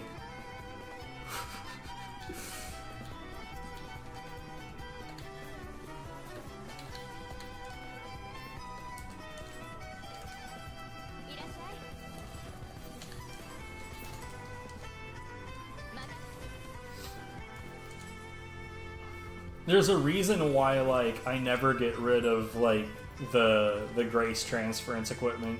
Even if it's for Graces that I am absolutely certain I'll never use, because who knows? Maybe I'll get curious one day and check it out. Like, for instance, here recently I went back to Izanagi briefly. So, okay, I wanna point out what we're working with, right? So that's Taki Minakata. The damage increases that it gives is plus 12% melee damage, plus 20% active skill damage. Izanagi has plus 30% damage to any enemy that is currently purified. And another plus 30% on the third pit of Cleansing Prayer. I don't know how these equations are put together, but what I can confirm to you is that the damage that this set gives is higher than the damage that Izanagi gives. I can't explain that. All I can tell you is that I tested the numbers and this one had better damage. It kind of makes me curious about, like, Like, it makes me curious about checking like versatility and Death Dancer to see if, because like those are supposed to be, I think, what, 50% damage for a 9 stack. It kind of makes me curious about testing that to see if it actually holds up.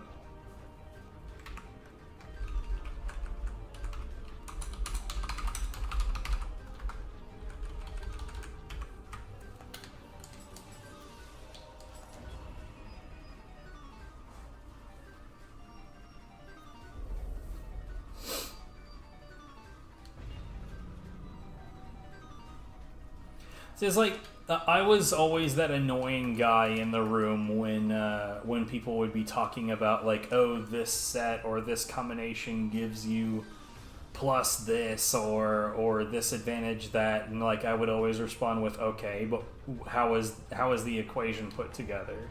And no one ever knows the answer to that. And like, I find that deeply frustrating that literally no one genuinely understands this game.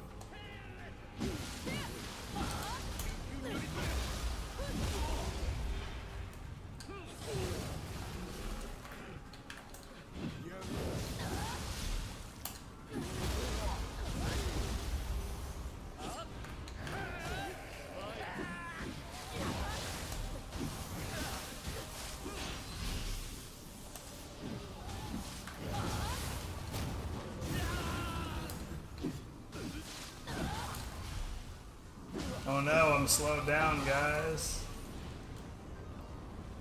Yeah, there's this spreadsheet that someone made that claims to have found all of the different damage values. And I would love to use that and just say, you know, hey, you know, I understand how all of this works, but unfortunately, whoever put that information together, at no point did they ever describe what the methodology was that they used to find those numbers. And without that methodology, there's no way to confirm that any of them are accurate.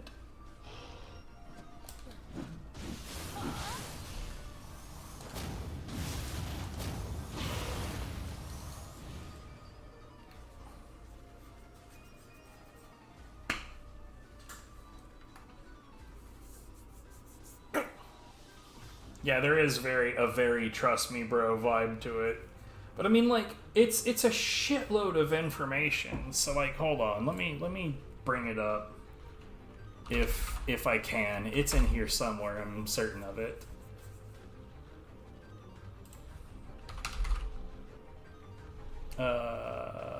Nioh 2 numbers a spreadsheet. What a hell of a name. Very specific. Prepare for a flashbang. Okay, so like this is apparently boss HP. That's not at all difficult to understand. This is like an attack versus defense spreadsheet, and like again, like nowhere in this does it say anything about like what the methodology is. And I'll be honest, whoever wrote this spreadsheet is shit tier at writing spreadsheets, because like, look, if you're taking down this kind of information and it's meant for anybody to understand it aside from you, if you're the one who's writing it, you need to put it together in a way that other people will understand what you're saying. And like, a lot of this is just like, it's annotated poorly.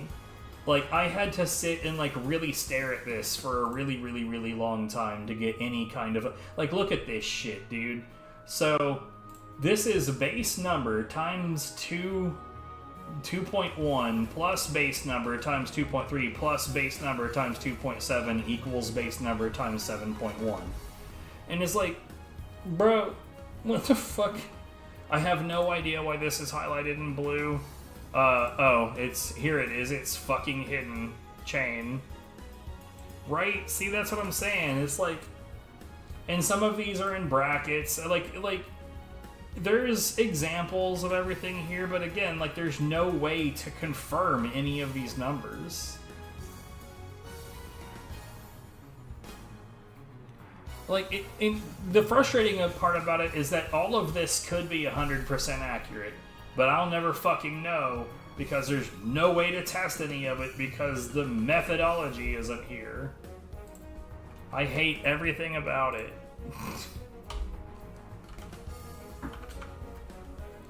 Like, I did a bunch of tests for, like, soul cores and key damage. I can tell you exactly how I did those tests.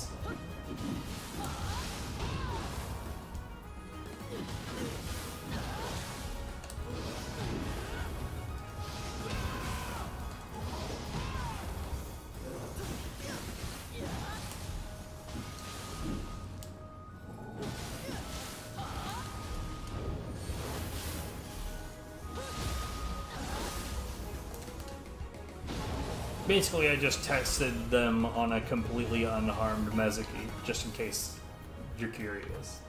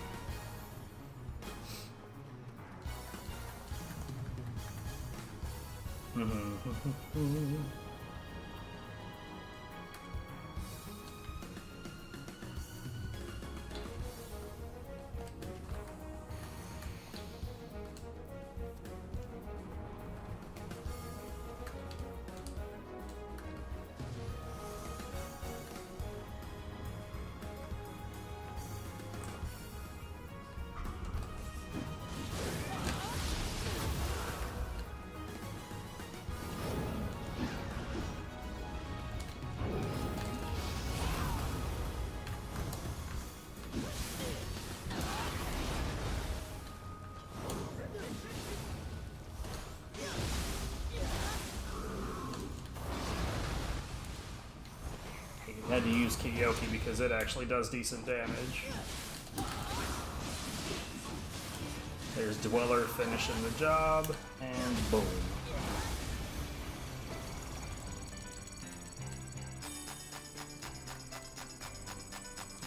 Epic gamer moment. Dude, the amount of shit that I've done in spreadsheet form for video games is kind of out there. Like, I really love Stardew Valley, but I haven't played it in a while, but I love it quite a bit. And I have an irrationally large spreadsheet for that. I can tell you for a fact that a decent amount of the wiki is, like, lacking in specifics. In particular, it has no numbers whatsoever for if you're at capacity. So, like, as a quick explanation for that, basically, if you have space to do extra things, then there's no reason to consider at capacity values. But if you don't have more space, then you need to consider the value of the space that you're using versus the other things you could have potentially been doing. So there is an at-capacity value to things, or rather a detractor from the value of things that you're doing if you are at capacity. And that is something that the Stardew Valley wiki doesn't mention at all. Anyway, stand by to win. Ooh, wow.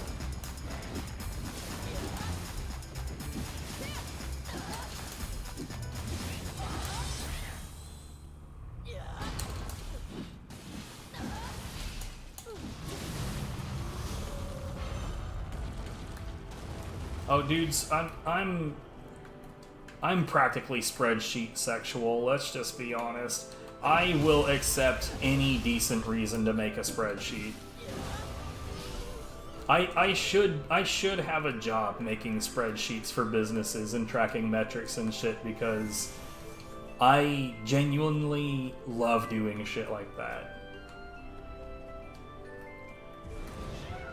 And it probably really started when my partner was driving for Uber and I was trying to like optimize what she did and didn't do when she was driving, like what areas she should go to, what areas she should avoid, just because, you know, they don't make money, what days she should and shouldn't work because some days made better money than others.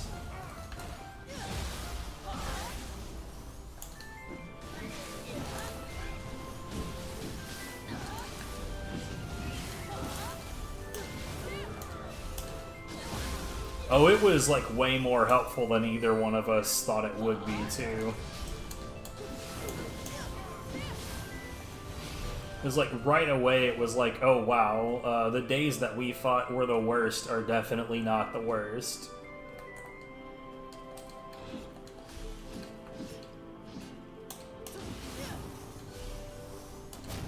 It turned out the days that she shouldn't be working were Tuesday and Thursday.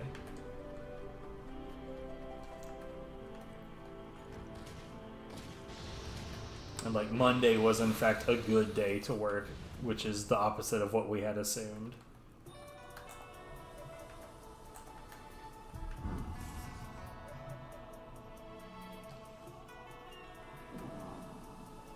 Oh, that's a dweller over there.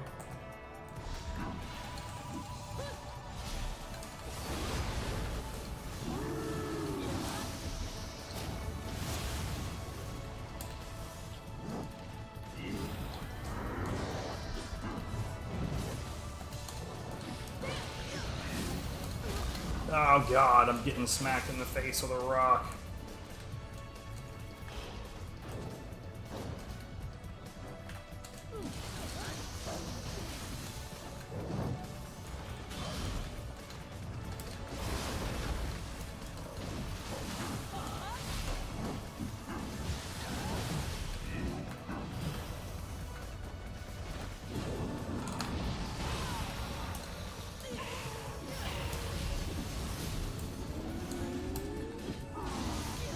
Ooh.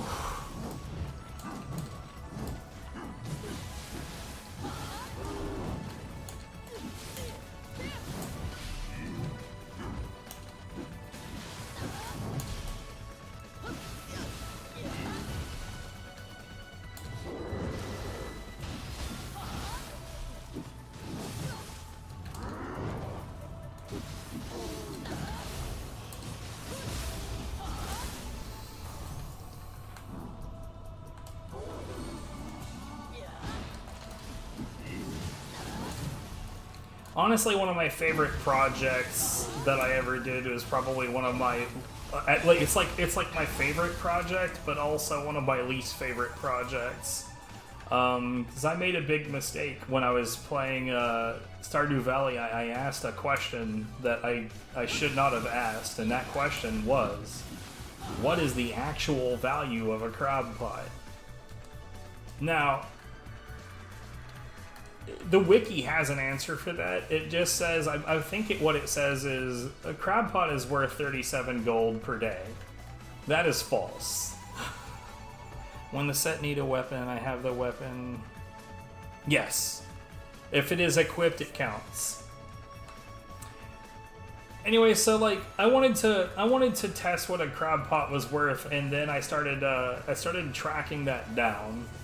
And it involves a lot more questions than you would think.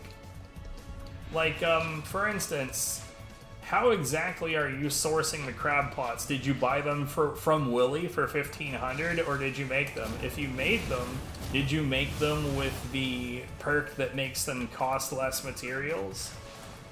And if if you crafted it, you need to track down the value of the items that you used, and by that I don't necessarily mean the monetary value, because they all have an inherent utility as well, and utility is difficult to value. But even without going down that road, let's say that we bought them from Wooly for 1,500 apiece. Okay, next step.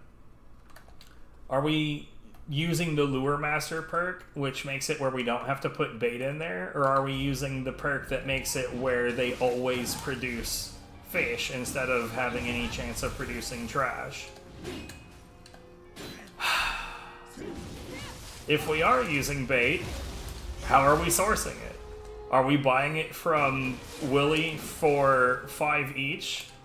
Or are we crafting it from bug meat?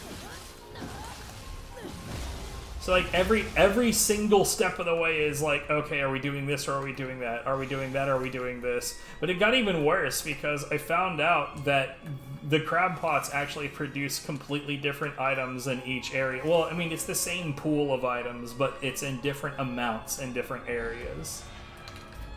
And like it never fucking ended, dude. Like the whole shit just kept on fucking going. There was always another fucking question to ask.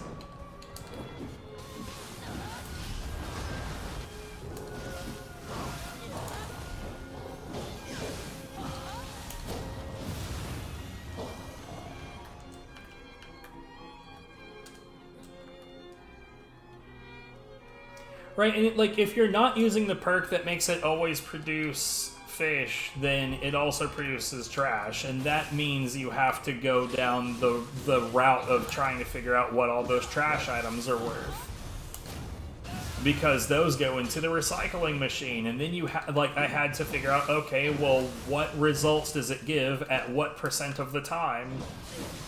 And then I had to go through the exact same goddamn questions with those things as I did with everything on the crab pot itself. Like, it never fucking ended. It's like, I thought when I asked this question, I thought it was going to be a very simple question. It is the polar opposite of a simple question. Like, I genuinely couldn't believe what a complicated piece of shit that question ended up being. Ultimately, it doesn't matter. You should use crab pots because there's nothing else that you can put in those slots. Like, those water spaces on the edges of areas, you can't do anything else with them, so you may as well use crab pots. But still, like, son of a bitch, that question was bullshit. Well, no, because it's different from area to area. So, like, the average value of a crab pot in the ocean area is going to be different. And I don't think the wiki had tested the value of all of the trash items like I was doing.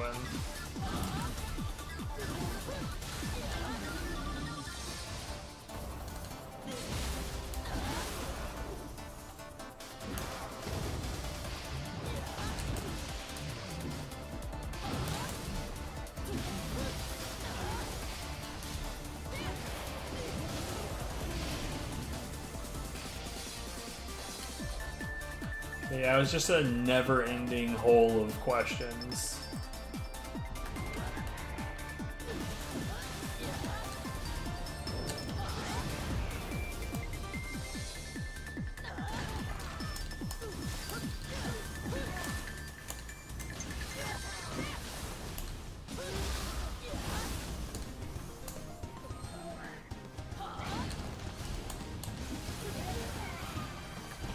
I answered most of them. The utility is difficult to figure out, because that starts getting into like time math and like what is the value of your time, and it really depends on what like the value of each individual activity that you could potentially do with that time is, and weeks and weeks and weeks of research.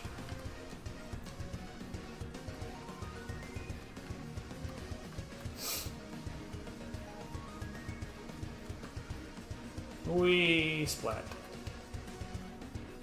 Etymology? Oh, bro, you're talking my language. I frequently get mad at the dictionary.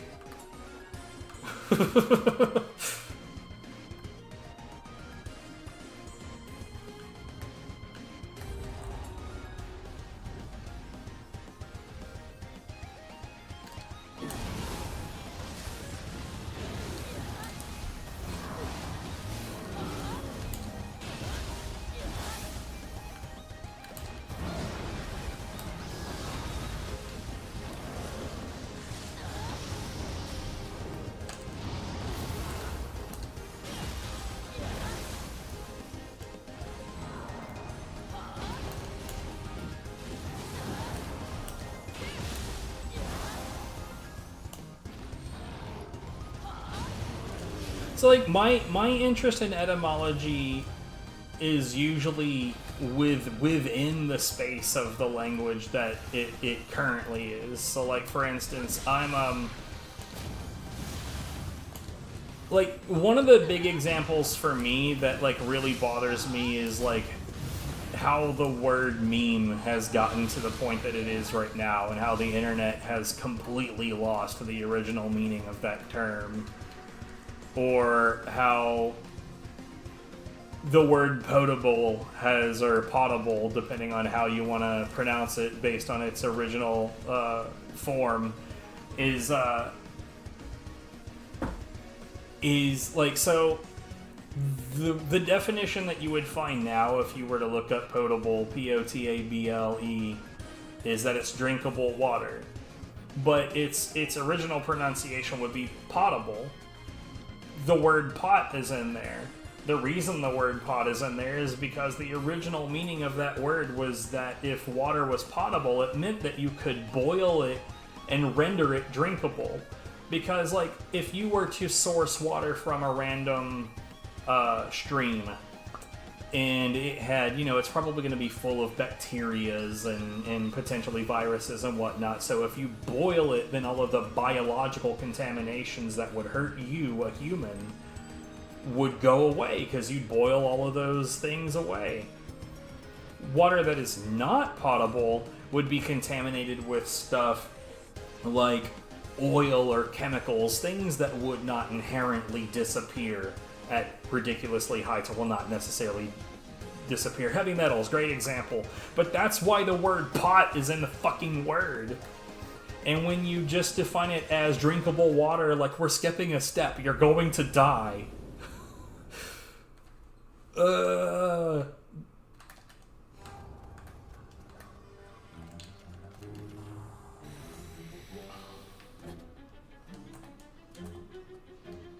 Oh god, it's this guy.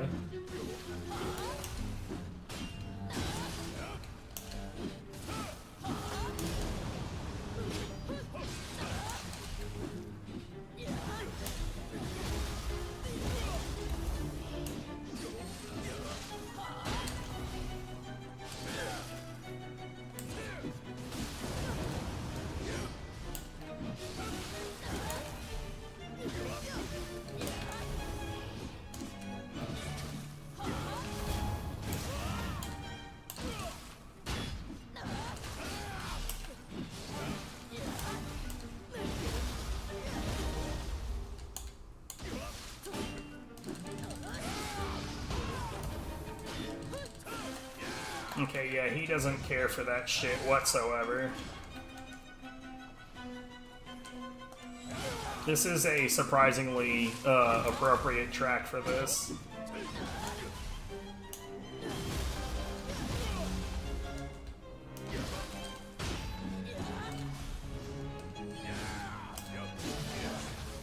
Whoops.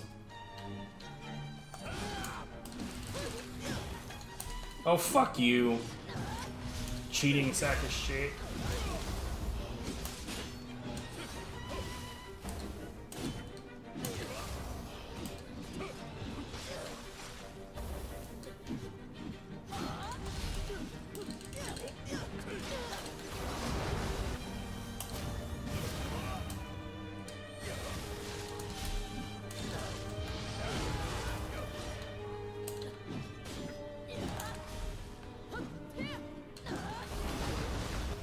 Whatever, get out of here.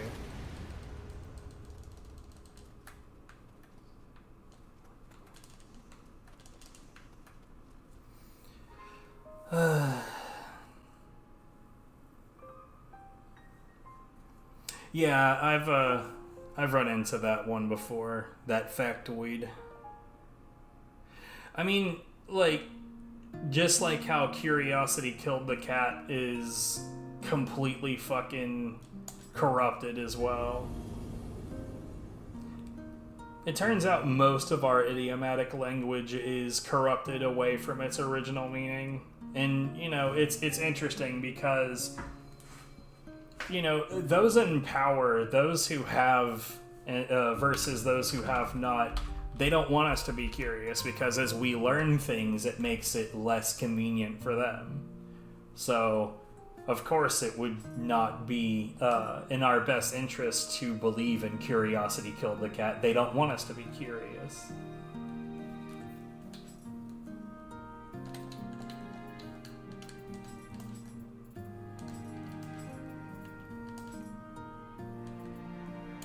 So yeah, there's a lot of examples of that kind of stuff.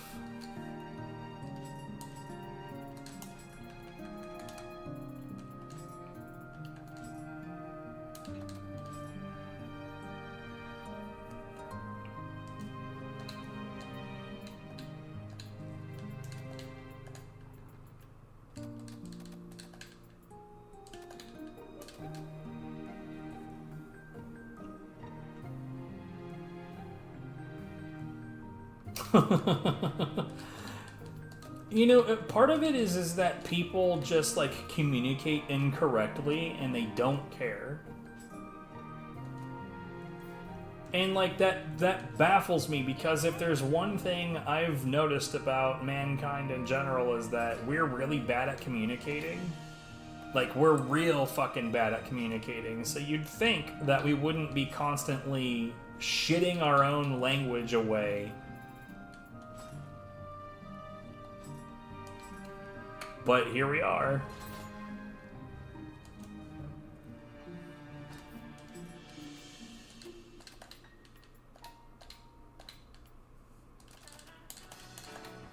And like, it's hilarious to me that every time that I bring up like how beaten into submission the term meme is, people like most people immediately cop back with that. It like language evolves. Like, I'm not talking about evolution. I'm talking about entropy. I'm talking about like an actual dissolution of any efficacy that the language would have. If you're willing to get to the point to like, okay, so like what meme means today, if you look up the definition, is it's like any idea that's imitatable or passes through like thoughts that come from one place and go to another. It's really fucking basic. But like the definition that you read of it today, basically the definition that you give could be attributed to anything. You could literally say anything as a meme and it would be accurate by that definition.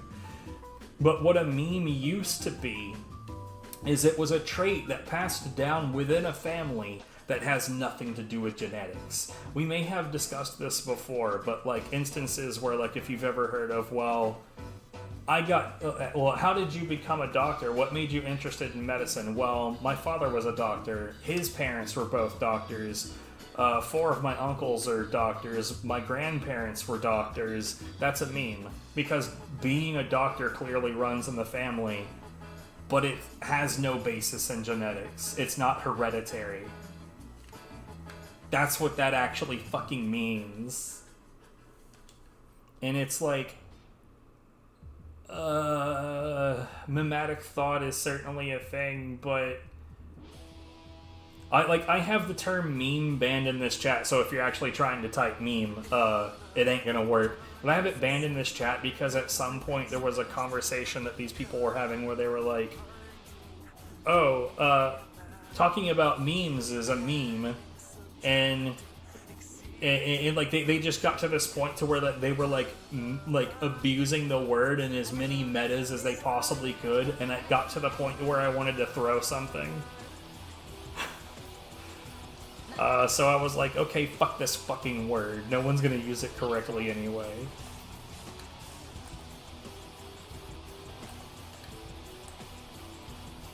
See, there's that word again. I don't think it's evolution.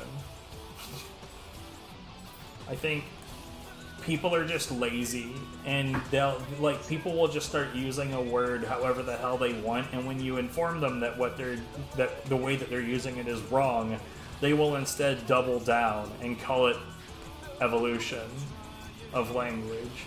And it's just like, no one wants to be fucking like, no one wants to accept that they're not correct. And that's just so fucking lame.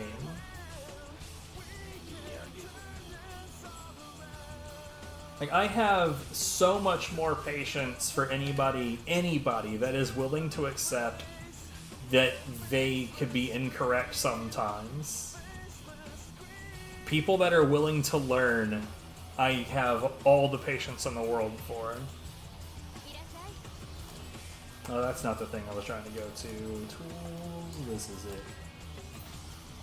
I've been just like arbitrarily filling this thing up with Emerita because I've got no use for it anymore.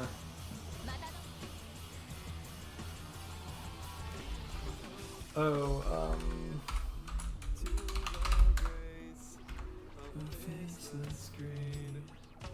Faceless green.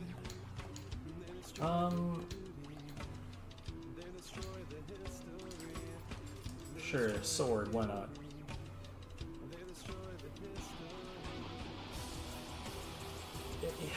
Yeah, it's a fucking shame.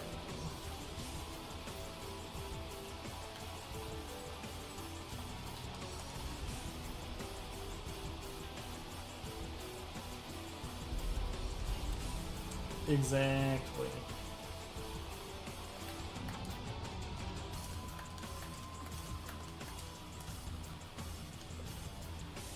Like, the one thing that every person should accept is that for all the things that you know, in comparison to all the things that there are to know, literally all of us don't know shit.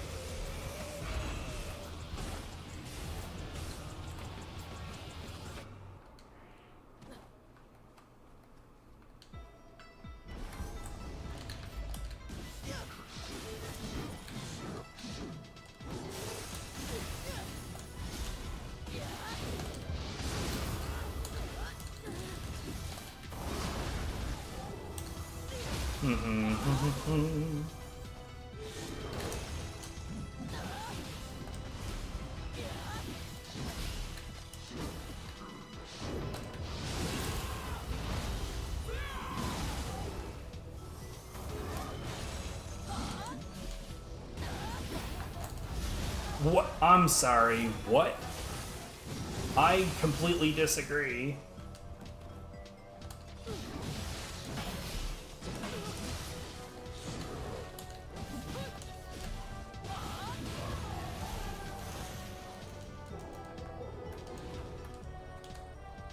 That was whack.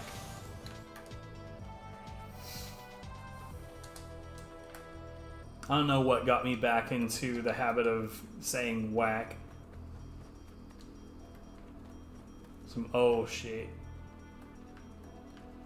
I guess there aren't any spiders in the tree on this one.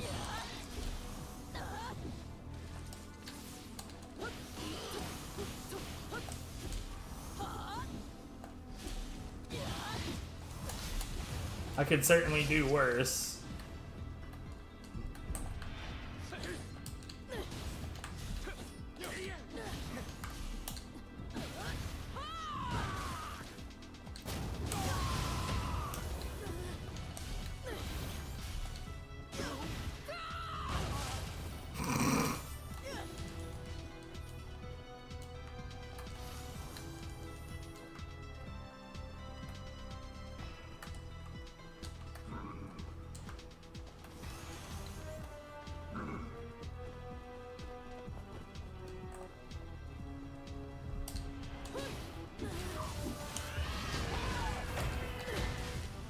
Ah. Alright, bye.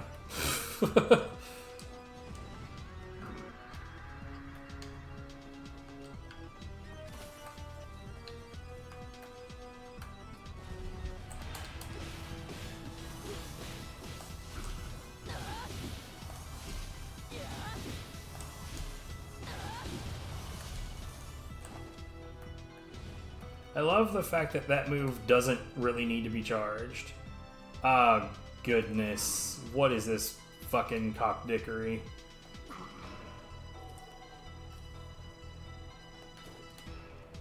I'm sorry, what?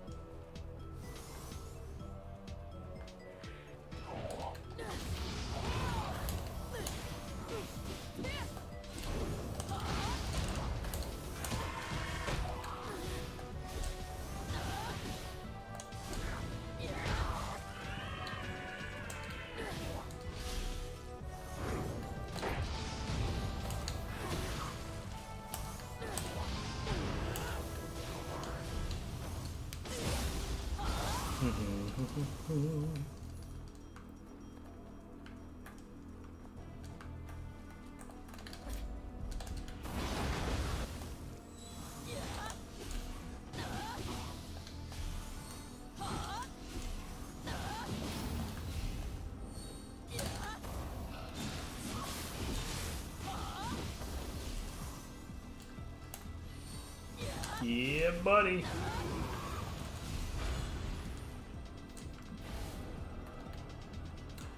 Yeah, this is really good for infliction. Nothing else that the sword has is all that particularly good. I mean, I guess technically that right there is really good at infliction. The problem is that it's not very good at hitting things.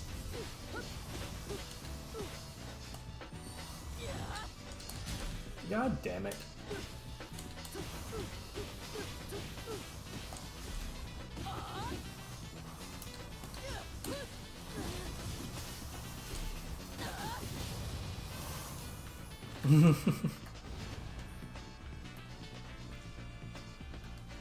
I say, if you know your history.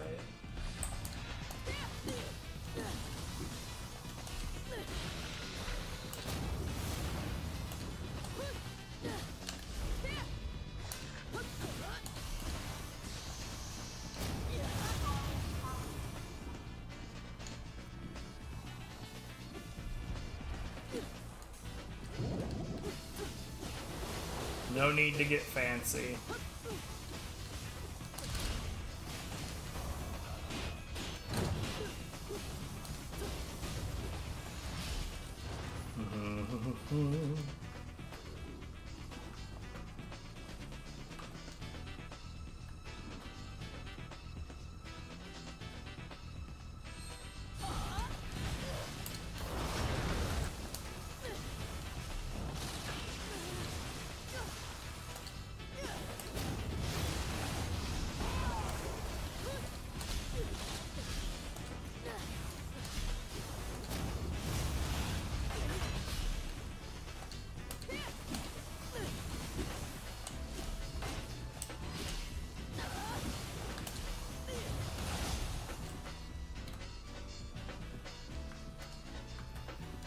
But yeah, for whatever reason, Night Rain, that's what this right here is called. You really don't get that much more damage from fully charging it. So that's a full charge versus just pretty much instant casting it almost. There's really just not much of an upside to bothering with a full charge. Which makes it a hell of a lot easier to use.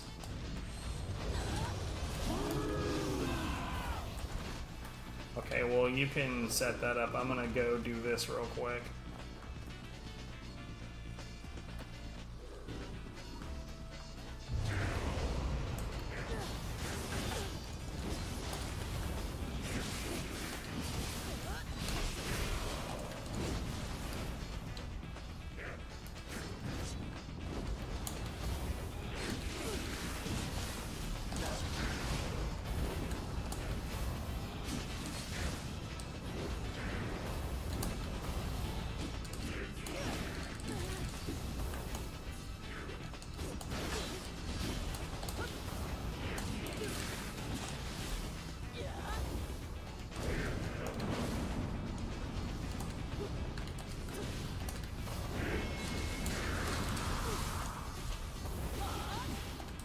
Yeah, I personally don't think that the sword's EI is very good.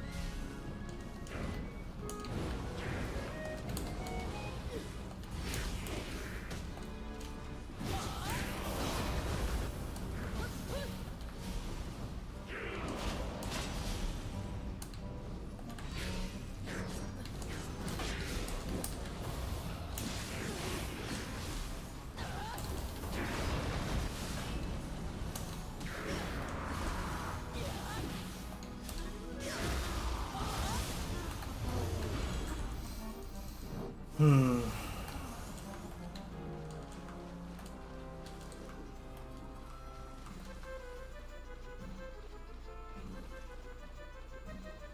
Huh.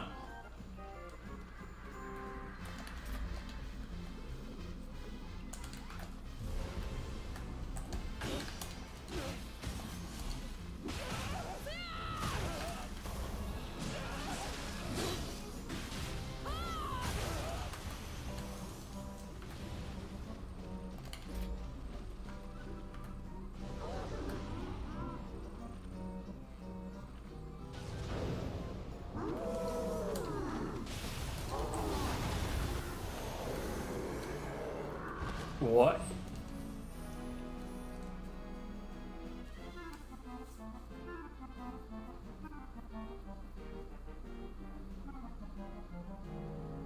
Yo, like, am I crazy? There's no reason that Nupepo should have died, right? Because, like, I don't recall having done barely anything to it before I ran off. The crab I get, I landed on top of the crab. Okay, I'm good on the crab, but why did the Nupepo just fucking melt?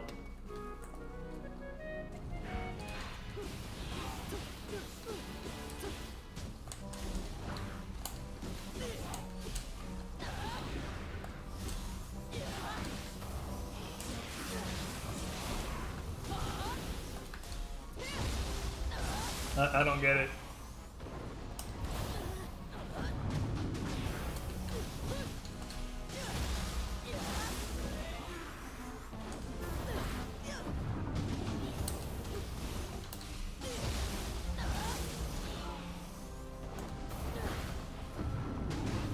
This is so inappropriate.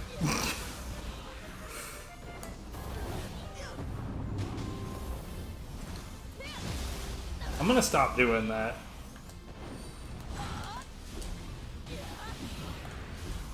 Yo, the game just changed incredibly, didn't it? I went from doing that to almost the same result.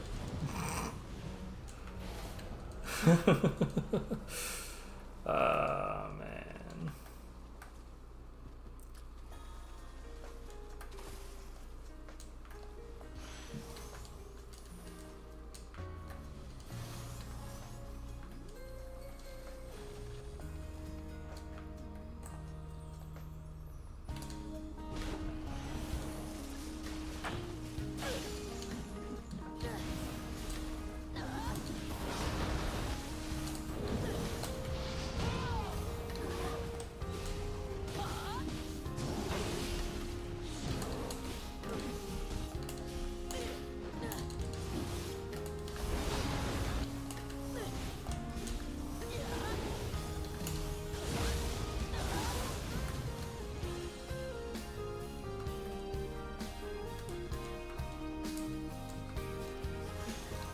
Yo, are you suggesting that Taredemoke is equivalent to objection?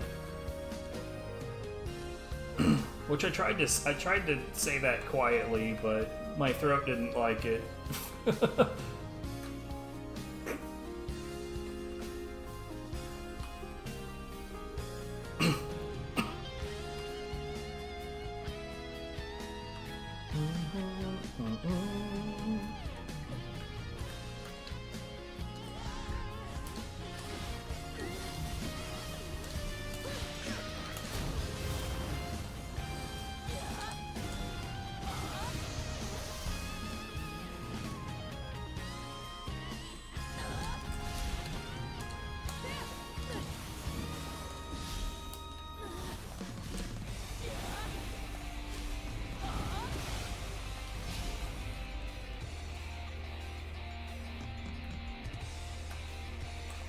Oh, that's the hellish hag.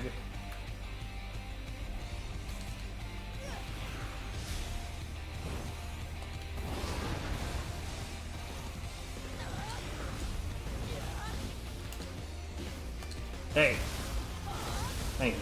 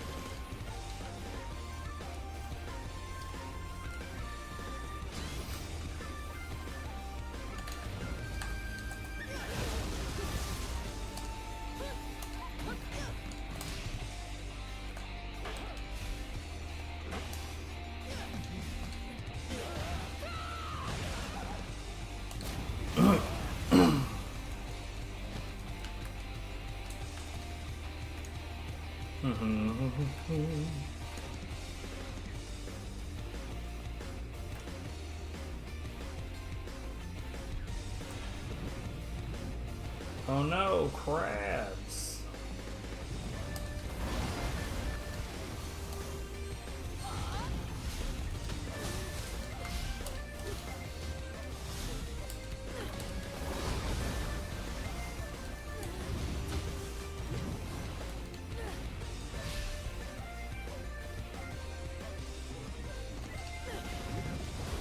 What, you want me to do the little mini games? Hate to disappoint.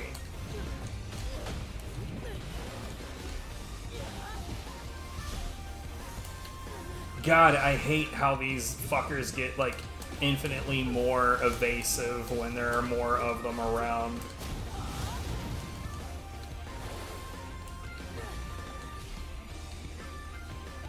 Look at this bullshit, dude.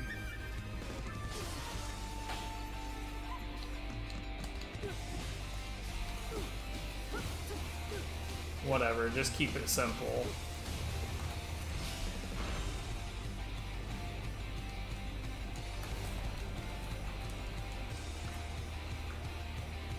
I think it'd be pretty neat if either of those enemies actually could fight back properly.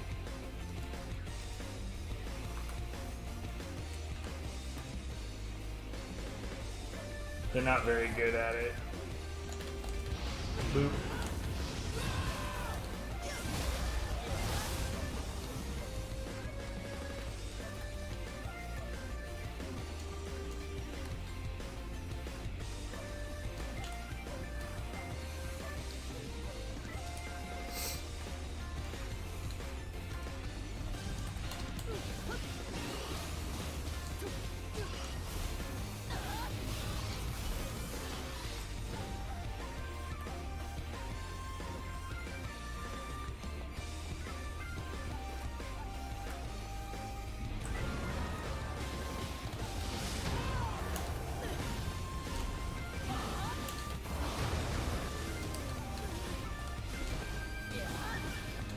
That looks like you're trying to type in multiple channels at once.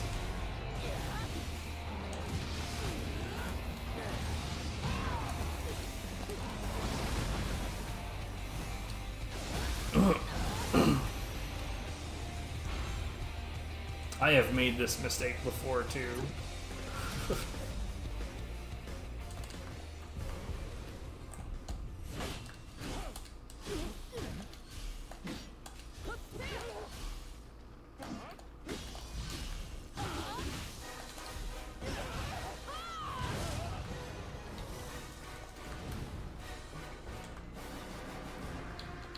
That right there is how it's done, lads.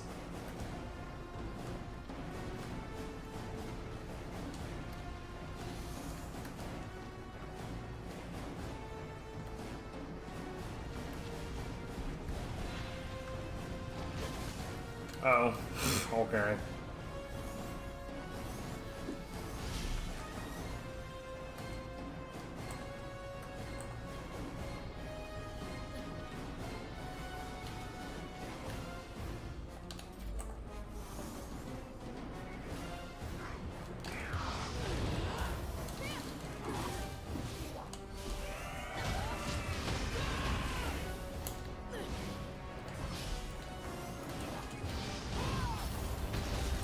I'm sorry, what the hell was I stuck on?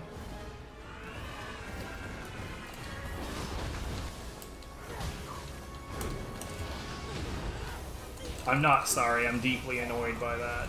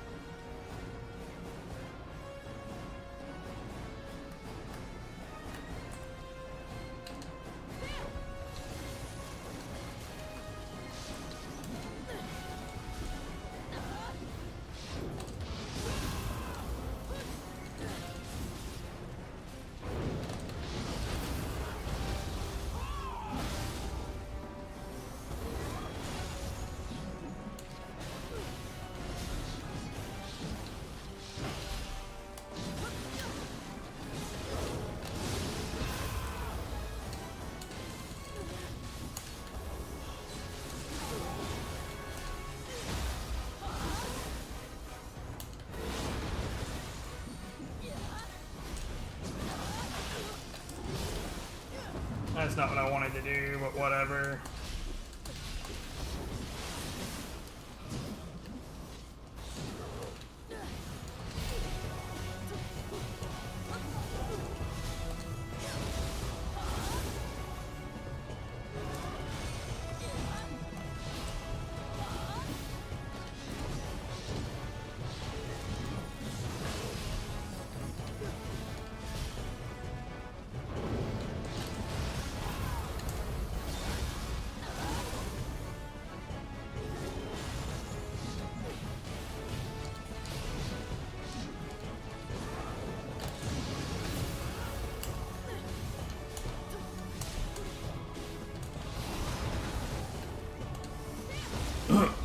I'm trying real hard to take this thing down without breaking the crystals.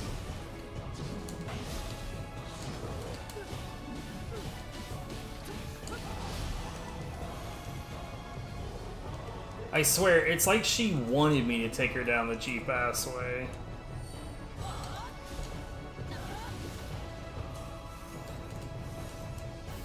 Enemies in this game are so dumb.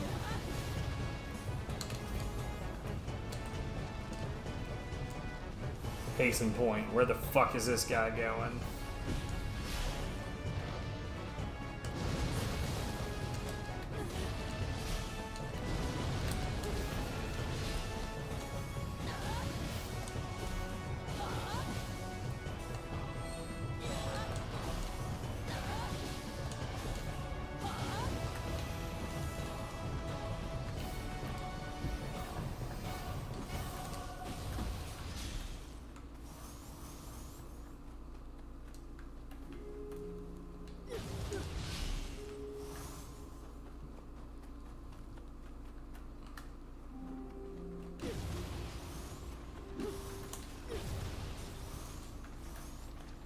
All right.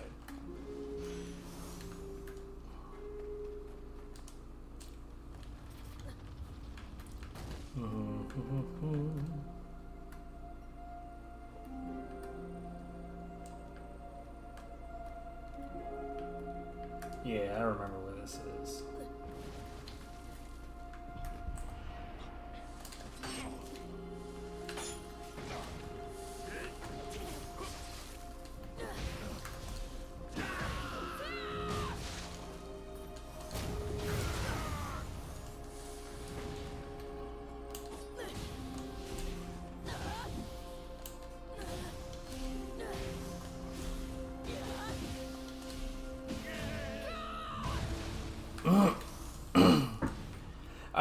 I honestly found most of Dark Souls music to be really, really bland and generic, but there's a few really good tracks in there.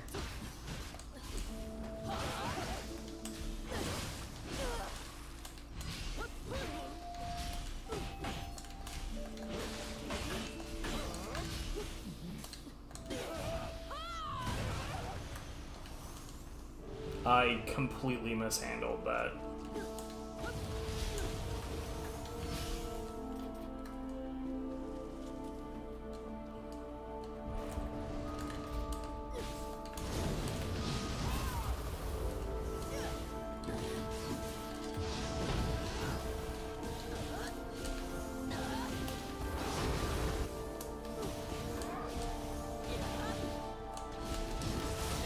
I didn't do this on purpose.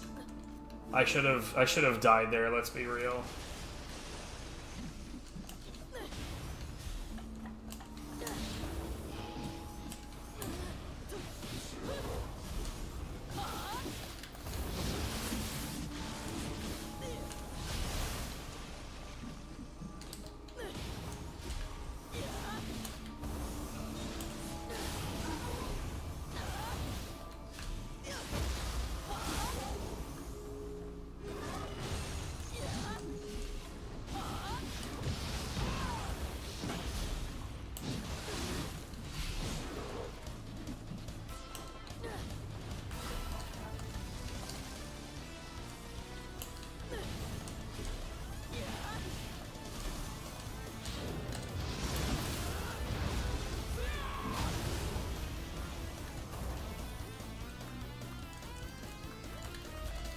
Okay, let's see if I can do this correctly.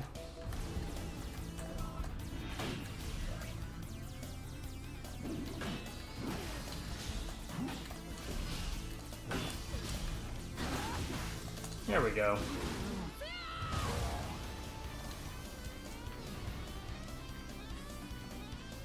That should not pay off the way that it does.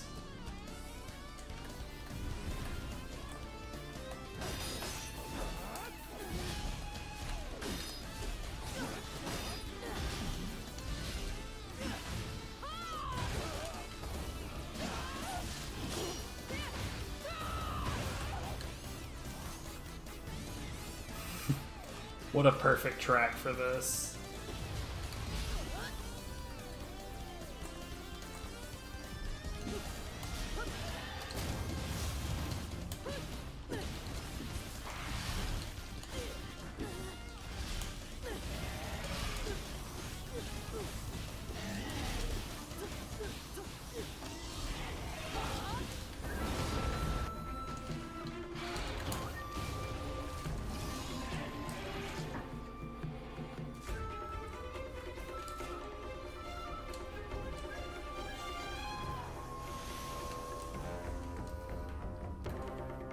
I need to get back in my, like, my habit of checking at least one video game's OST per day. So that's what I was doing for a while. So I would do one every day.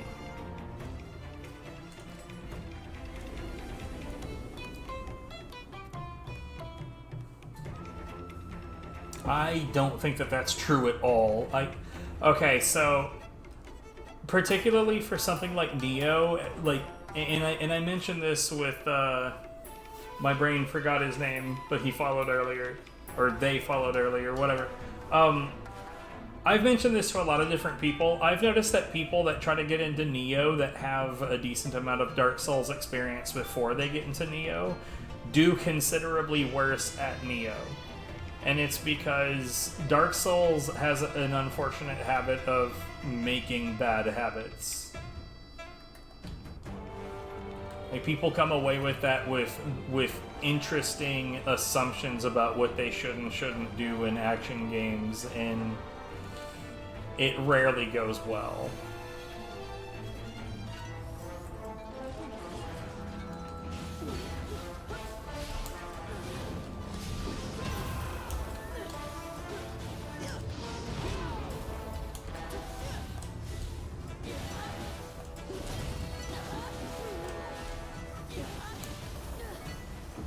Have some bird.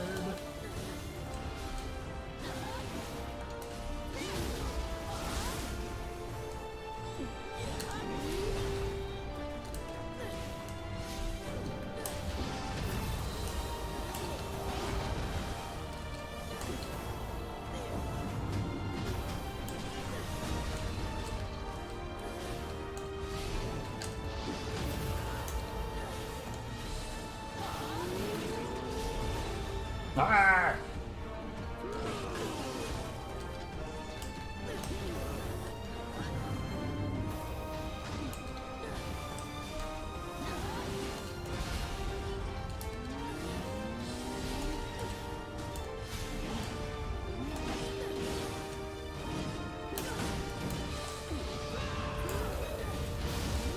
Well, it's not just that. Like, people, like, I've seen people start Nioh, and the very first thing that they do is take off all their armor and run around with a giant weapon. And it's like, yes, I get what they're doing, but it's incorrect here.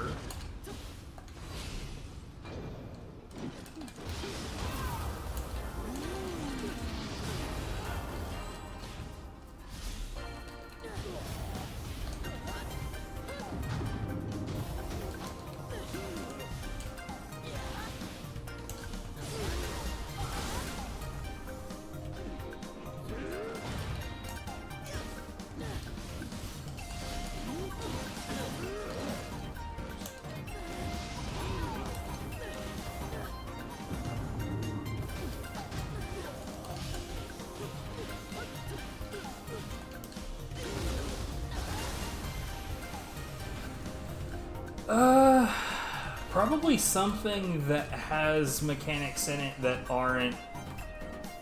Like, a game that's an action game but isn't only an action game.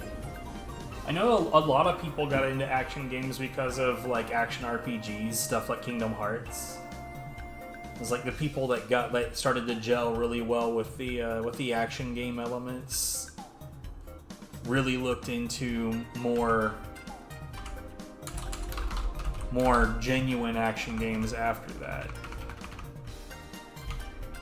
But like, I don't know, it really depends on what kind of thing you're into. Because like, I would definitely say that the Niohs are way too complicated for that. And I'd say that like,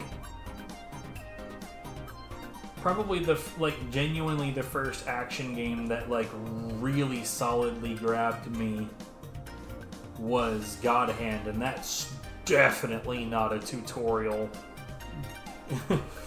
that is an experienced gamer's game.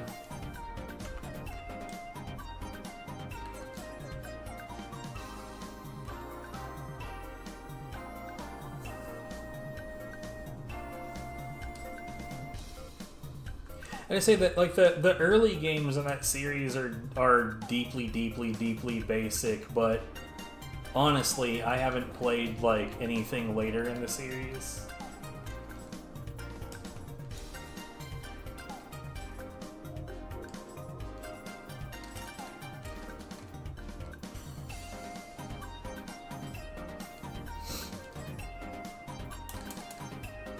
There was one that I was like started playing a little bit on the PS2 that I thought was kind of okay.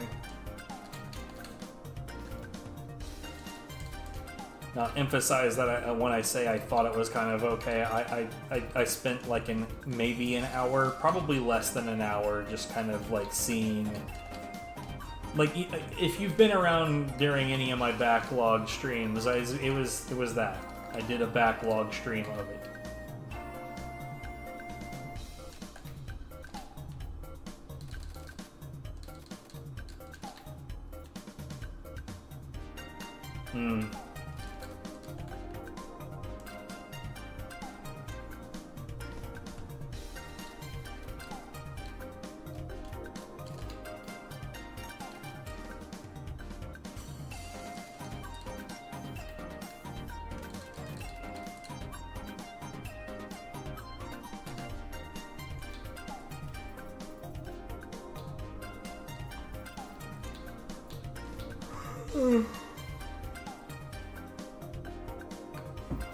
Well, it's only 3:30 and I'm yawning. What the hell is going on here?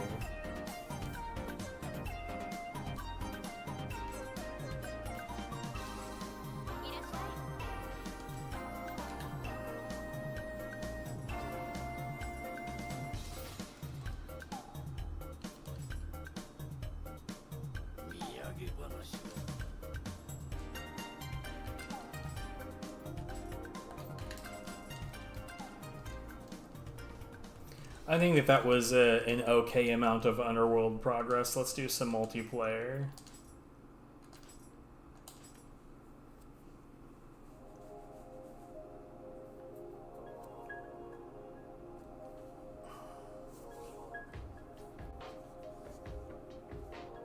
You know, Silent Hill OSTs is another thing that's actually really interesting, because like Silent Hill 2's OST is really, really good.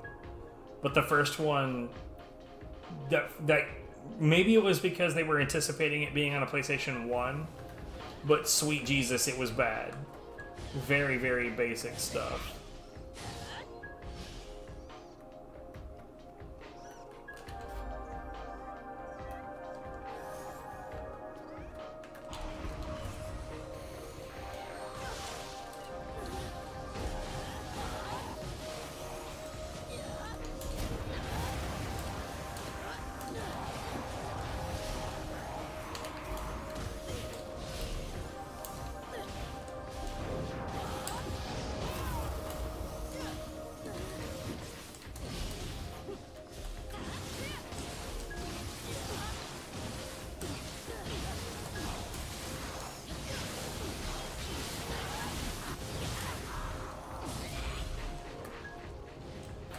Wiener detected.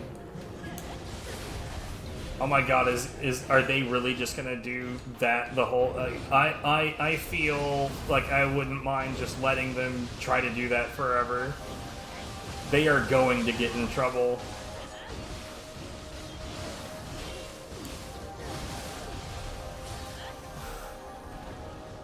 Swirling Snow is like genuinely a bad attack.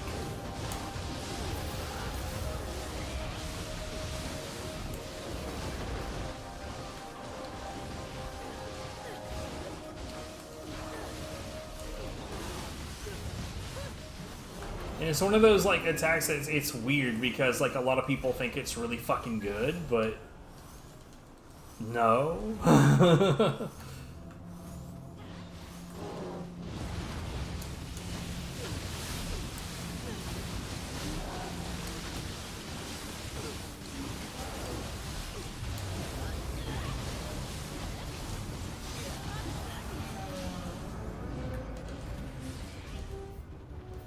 Yeah, this was Dream of the Nioh. Interesting.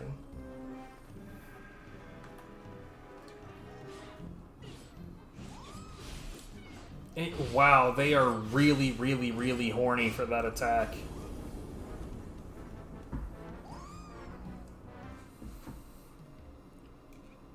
Like, I always think it's like genuinely embarrassing when I see somebody use a weapon and then they just like use the same, like just the one attack. It's one thing to have an attack that's like your bread and butter that you get most things started with, but when like everything that you do is just the one attack, that person definitely doesn't know how to use the weapon.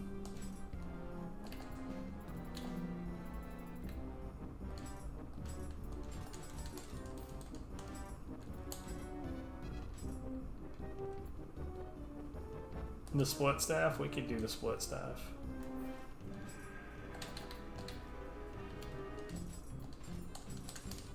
Like, the main trick to the split staff that I think is easy to completely, like, glaze over and not notice at all is that if you hold down the button when you do an attack, it'll extend the split staff.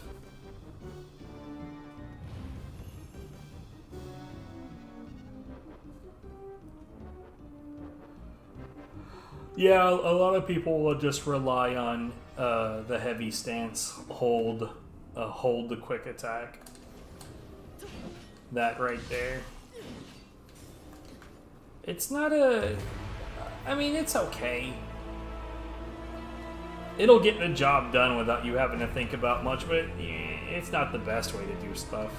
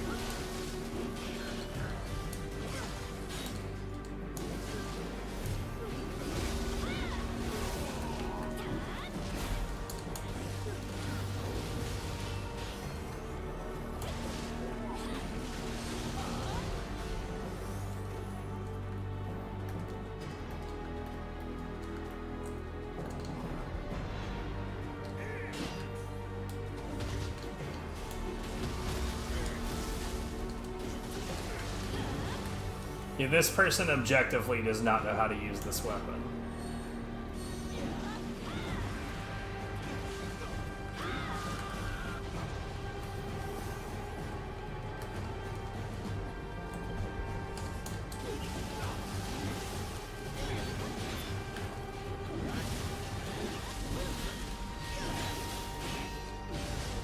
Oh hey, it's this idiot again.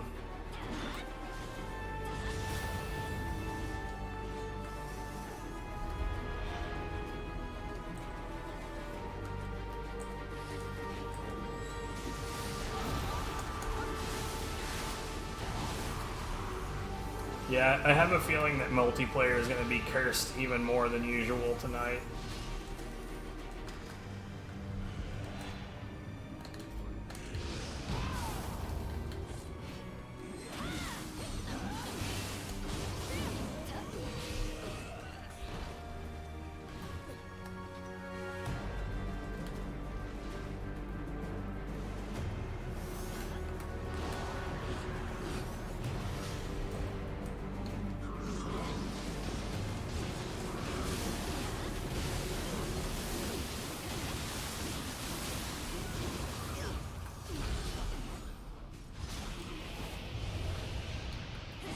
Yeah, despite the key it requires, this attack right here is way fucking better than it should be.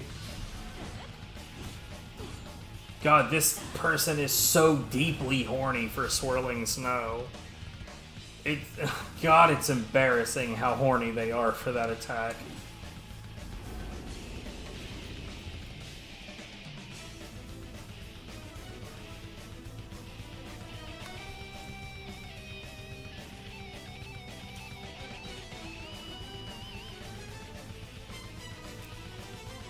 I don't know.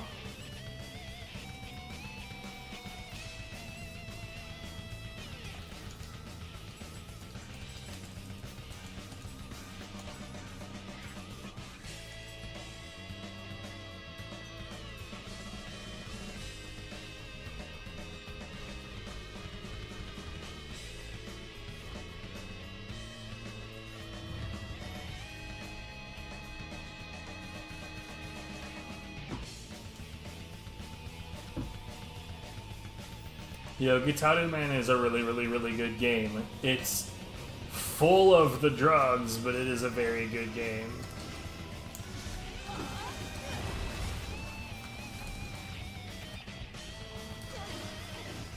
Huh. I'm not allowed to know anything about the enemies.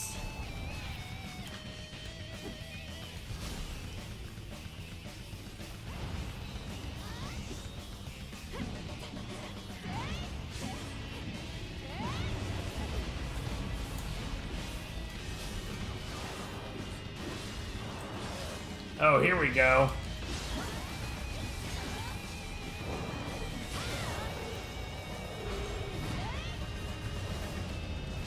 I guess.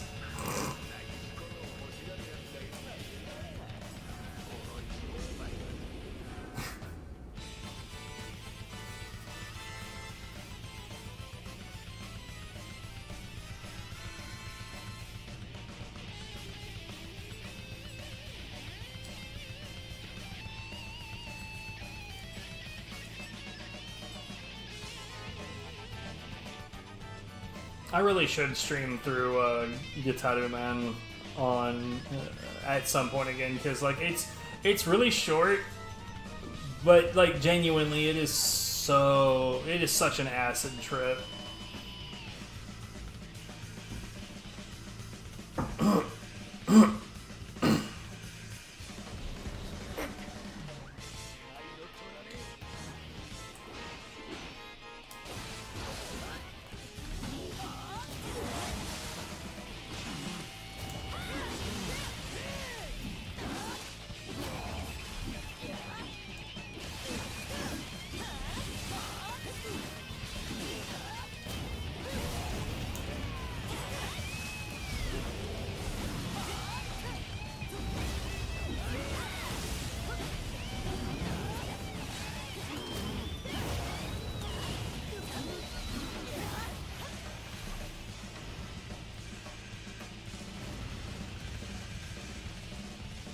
I mean, you hear this song that you're hearing right now, it's a music and rhythm game.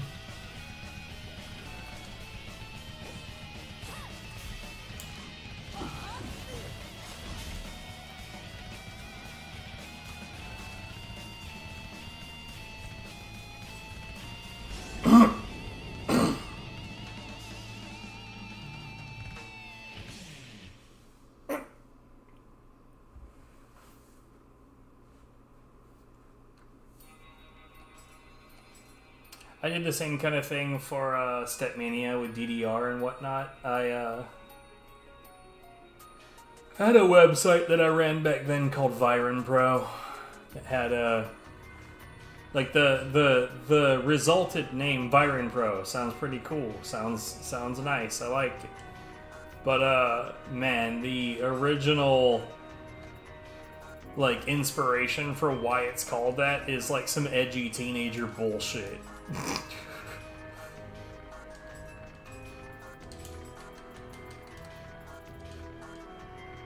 And of that, I should never be forgiven.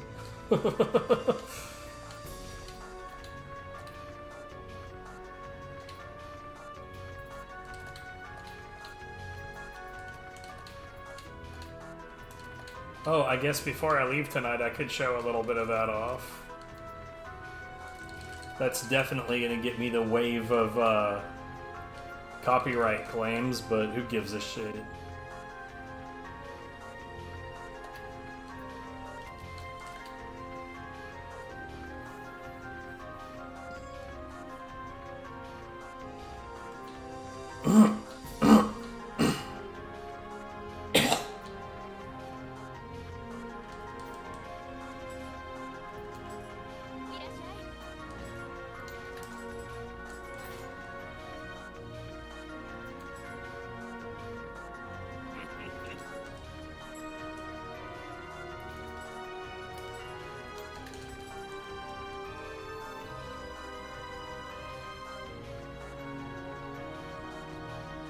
Rude.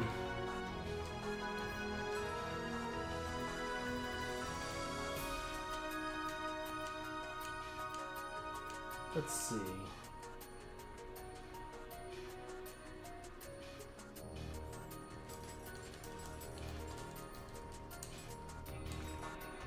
We'll do this one and then feck around with a little bit of StepMania before the end of the night.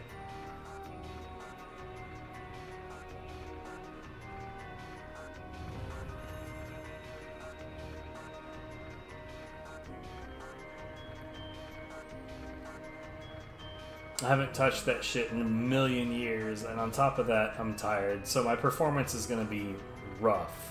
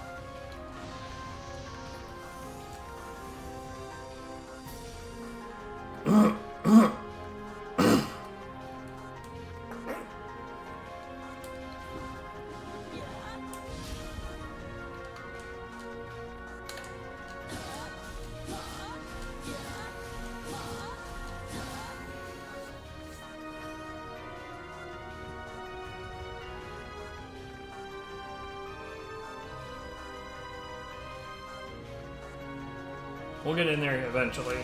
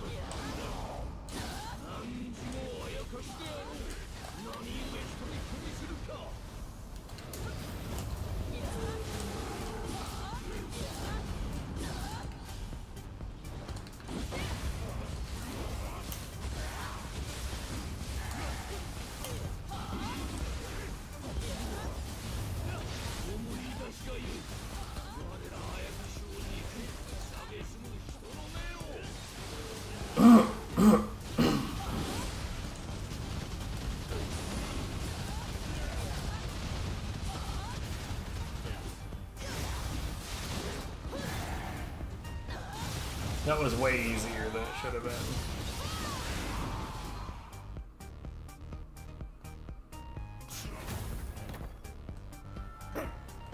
Dude, the dual sword baby charges on Sign of the Cross are way too good.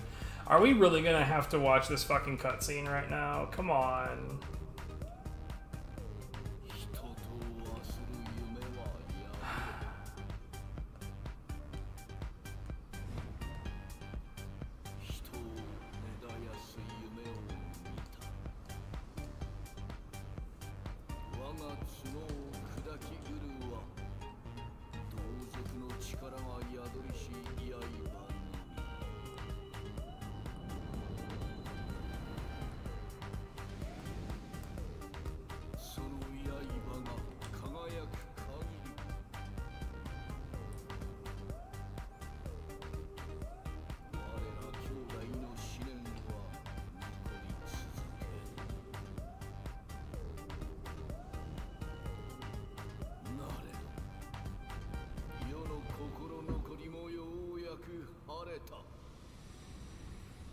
Blah blah blah, heart cleansed of regret, blah.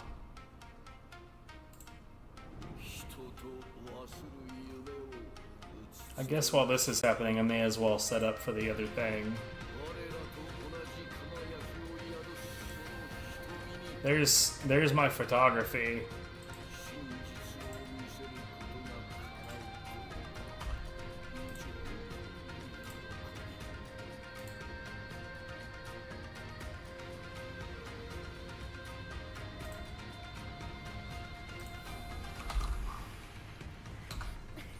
This timer is not accurate, but whatever. I didn't start tracking StepMania for a really long time.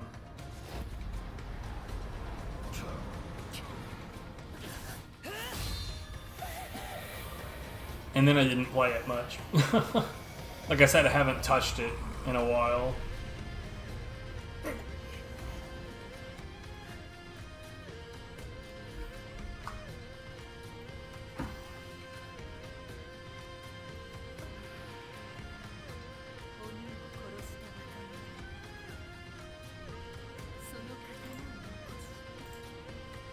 I can't wait for someone to pop in and be like, yo, Nioh looks different. Why are there a bunch of arrows all over the place?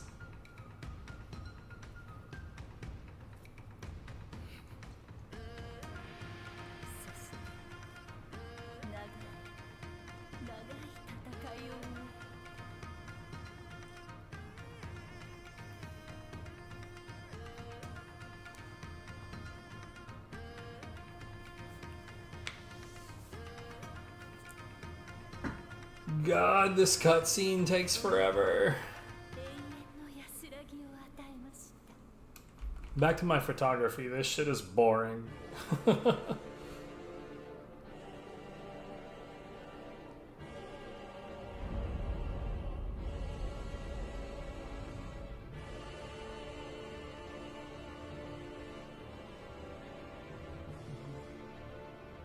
Let me exit.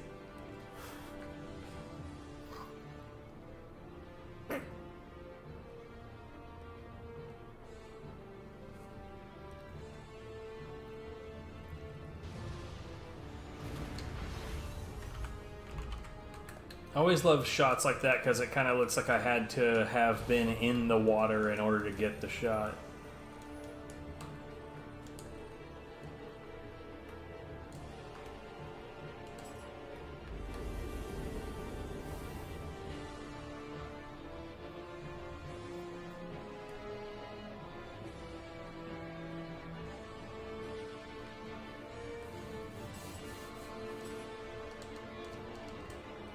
Alright, I'll do all of this item management later.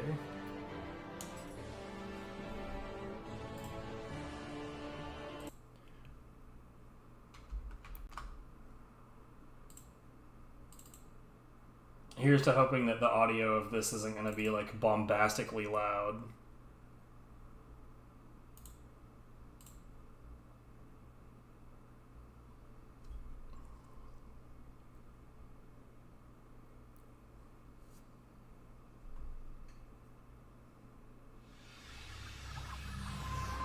That seems correct.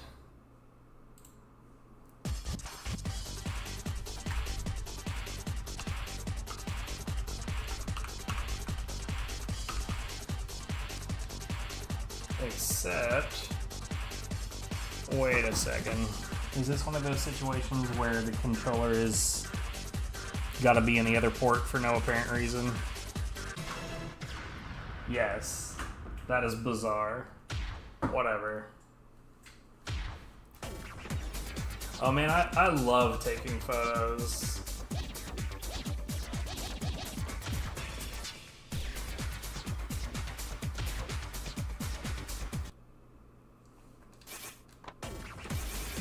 So let's go with something that I did the chart for.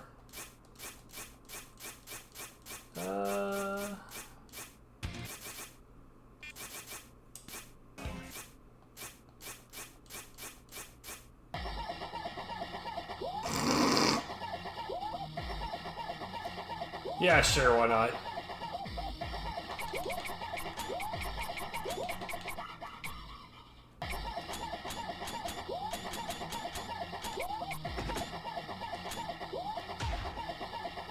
So this is just what normal gameplay looks like, but we're gonna up into that here soon.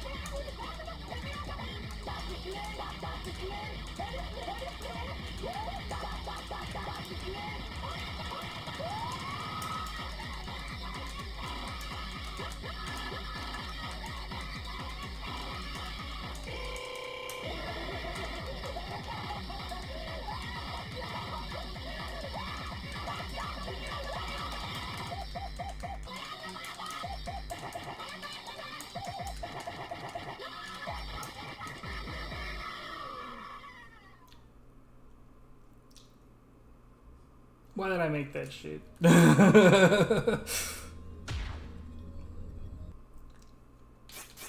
Let's see, is there anything else? Oh.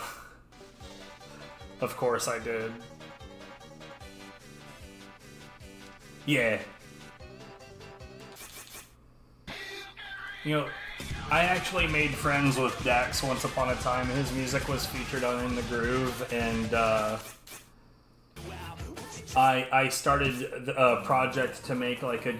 Oh man, this is really really long and super super harsh.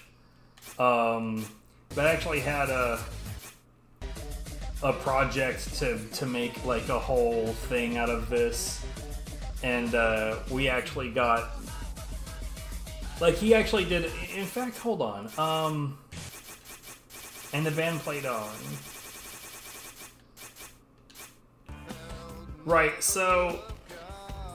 We were actually coordinating together to get this put together so that it could be included in this project.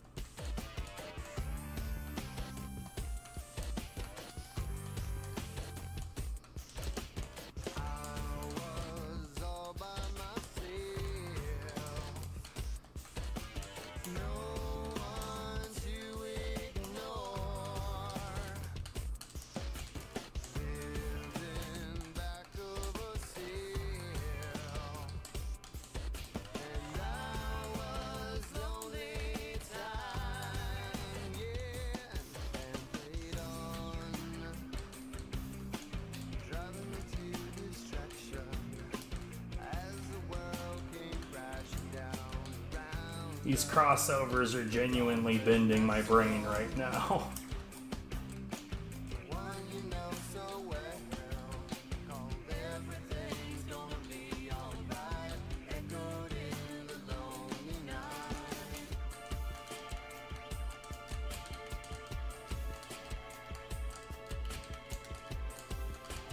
Anyways, after this one, the normal gameplay goes away.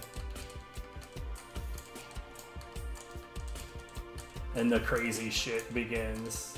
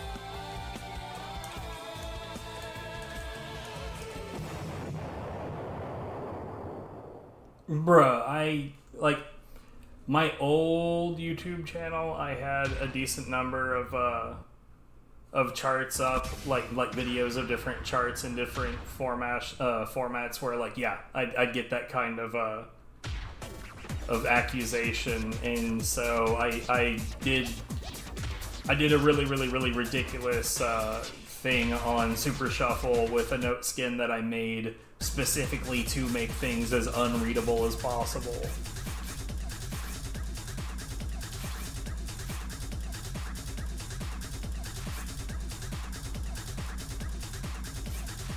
Okay, so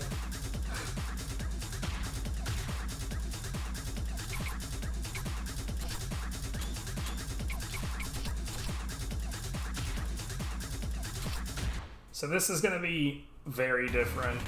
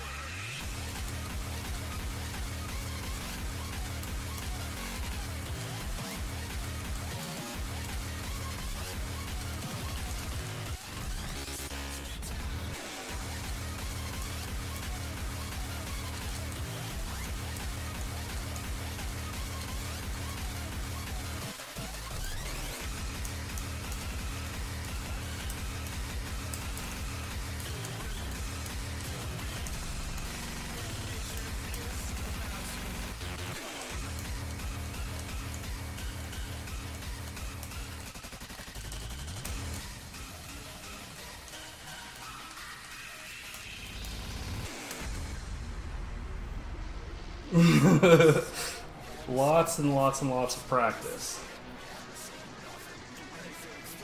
There are arrows happening now.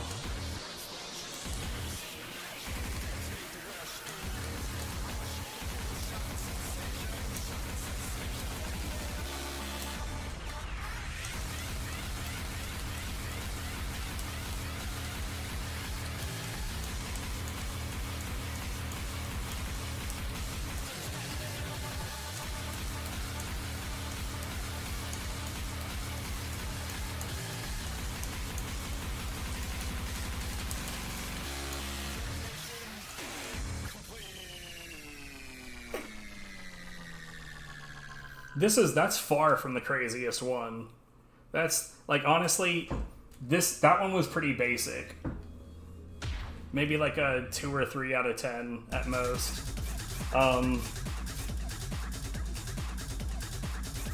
There's a part of this one that I genuinely cannot read very well, so we'll go ahead and do this one real quick.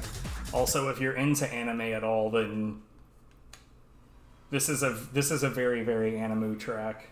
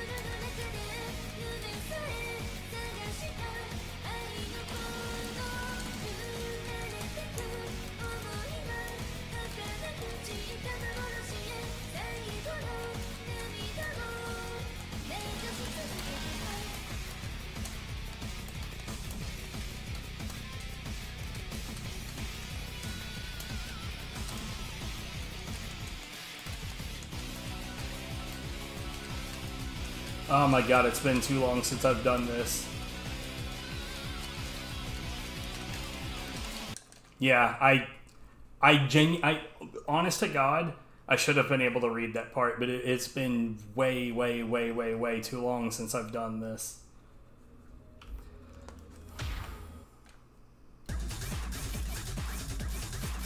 Hmm.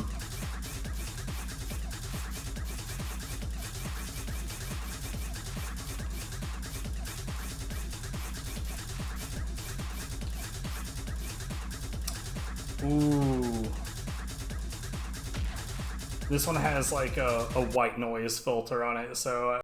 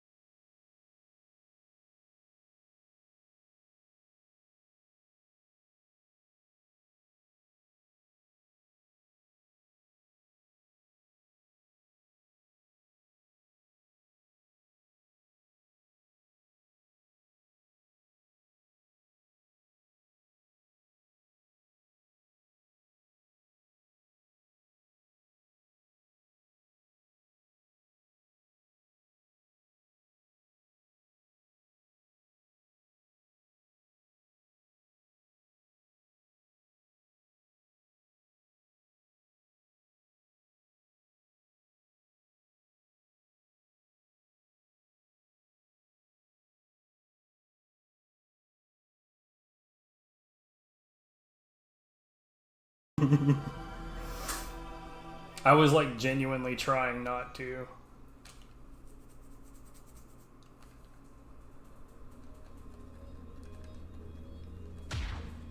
Let's see, what are some other like weird ass tracks? Oh, yes. I couldn't possibly go through these and not show off Printer Jam.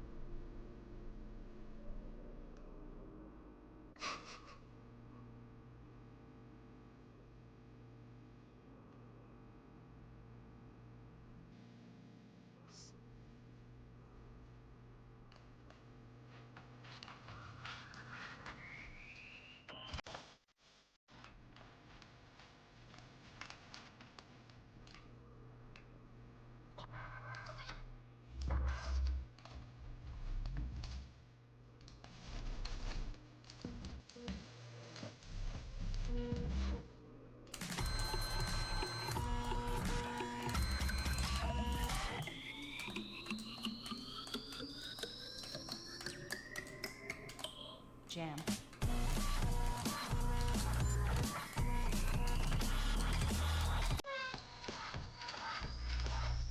Try plugging it in again.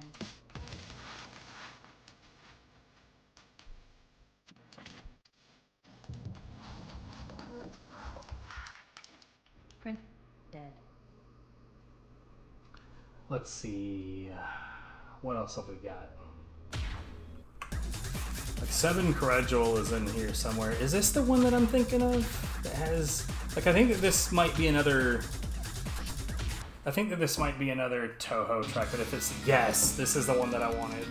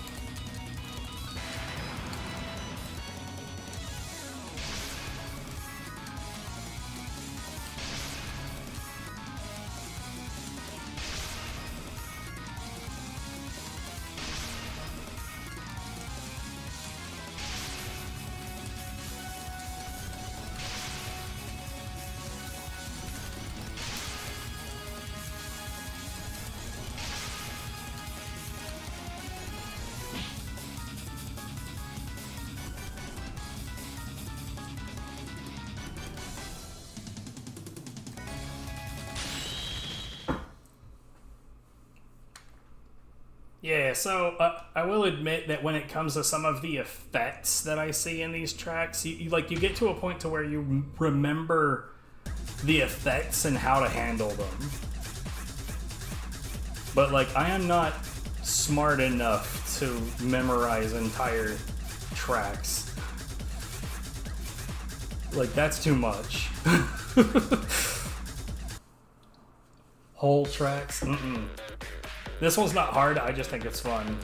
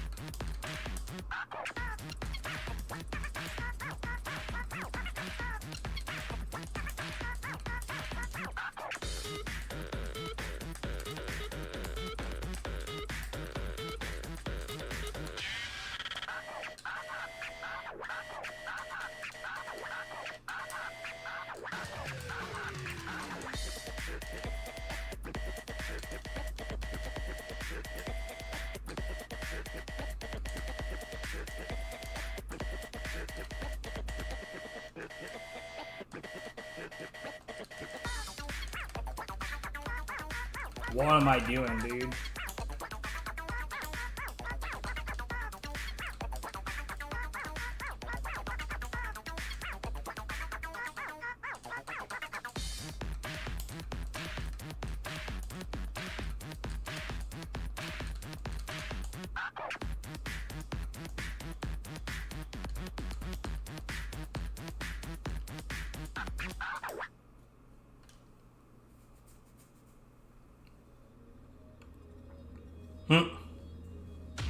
Fair enough.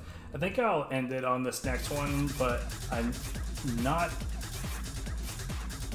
quite sure where this next one is, so I'm gonna have to check a couple of tracks real quick. This is not it.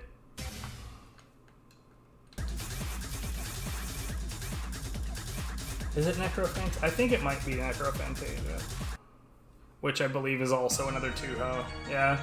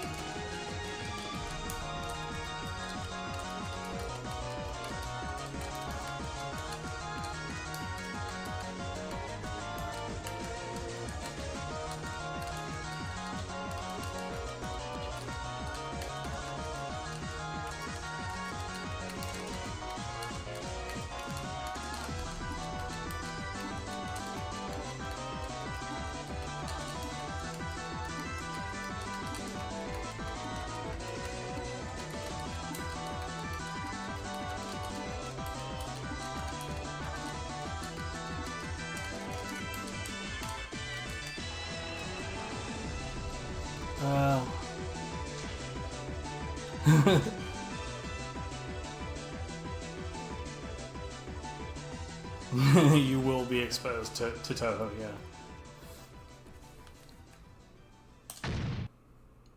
Because why not?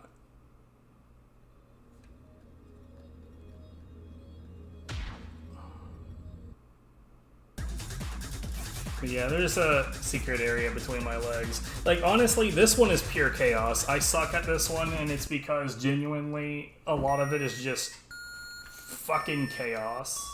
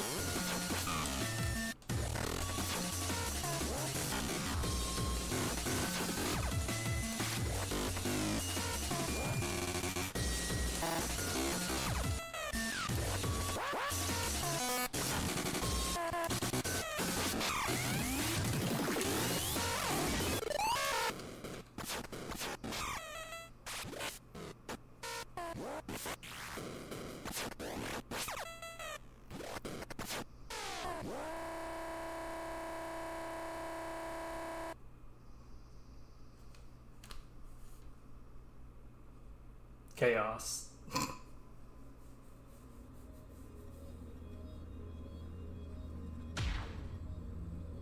I mean, the people that make these kinds of things, they have no self-control. None at all. See, this one has a number of, like, My Little Pony references in it.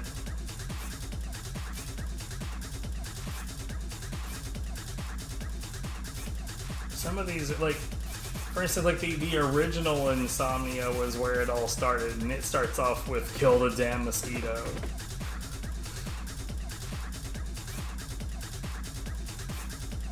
But yeah. Oh, Chic Habit, dude. I wish I had that one sectioned off just with that, because that's the banger in this group. Like, honestly, the first 3 tracks here are just okay, but Chic Habit is fucking delicious. I'll probably like dive into the files and separate that one out. Oh, you know what? We'll end the night on this one. Like a lot, like none of the effects that you're seeing are things that the game is meant to be able to do, and yet.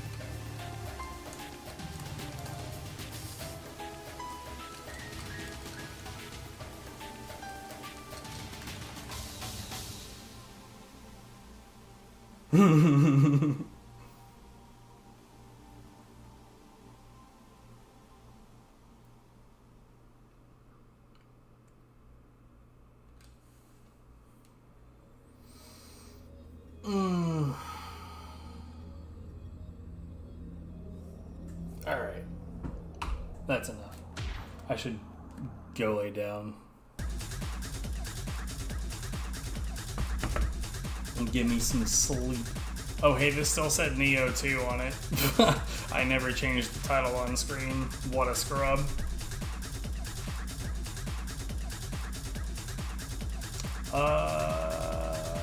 Ooh. Swordsman Kirby is doing some stream, so I'm gonna do this.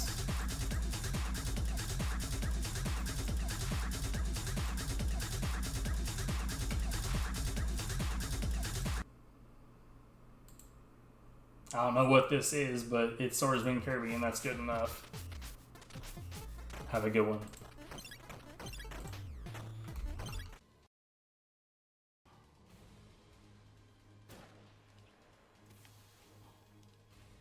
Okay.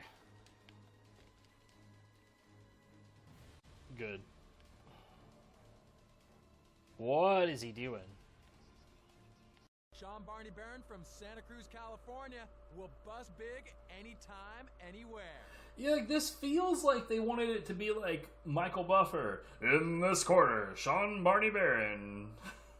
Let's get ready to surf. I don't know. What am I doing here? The most flowing surfers on the planet, Rat Boy from Santa Cruz. Rat Boy. From San Clemente, California, let's hear it for Christian Fletcher! Oh my god! It literally did it!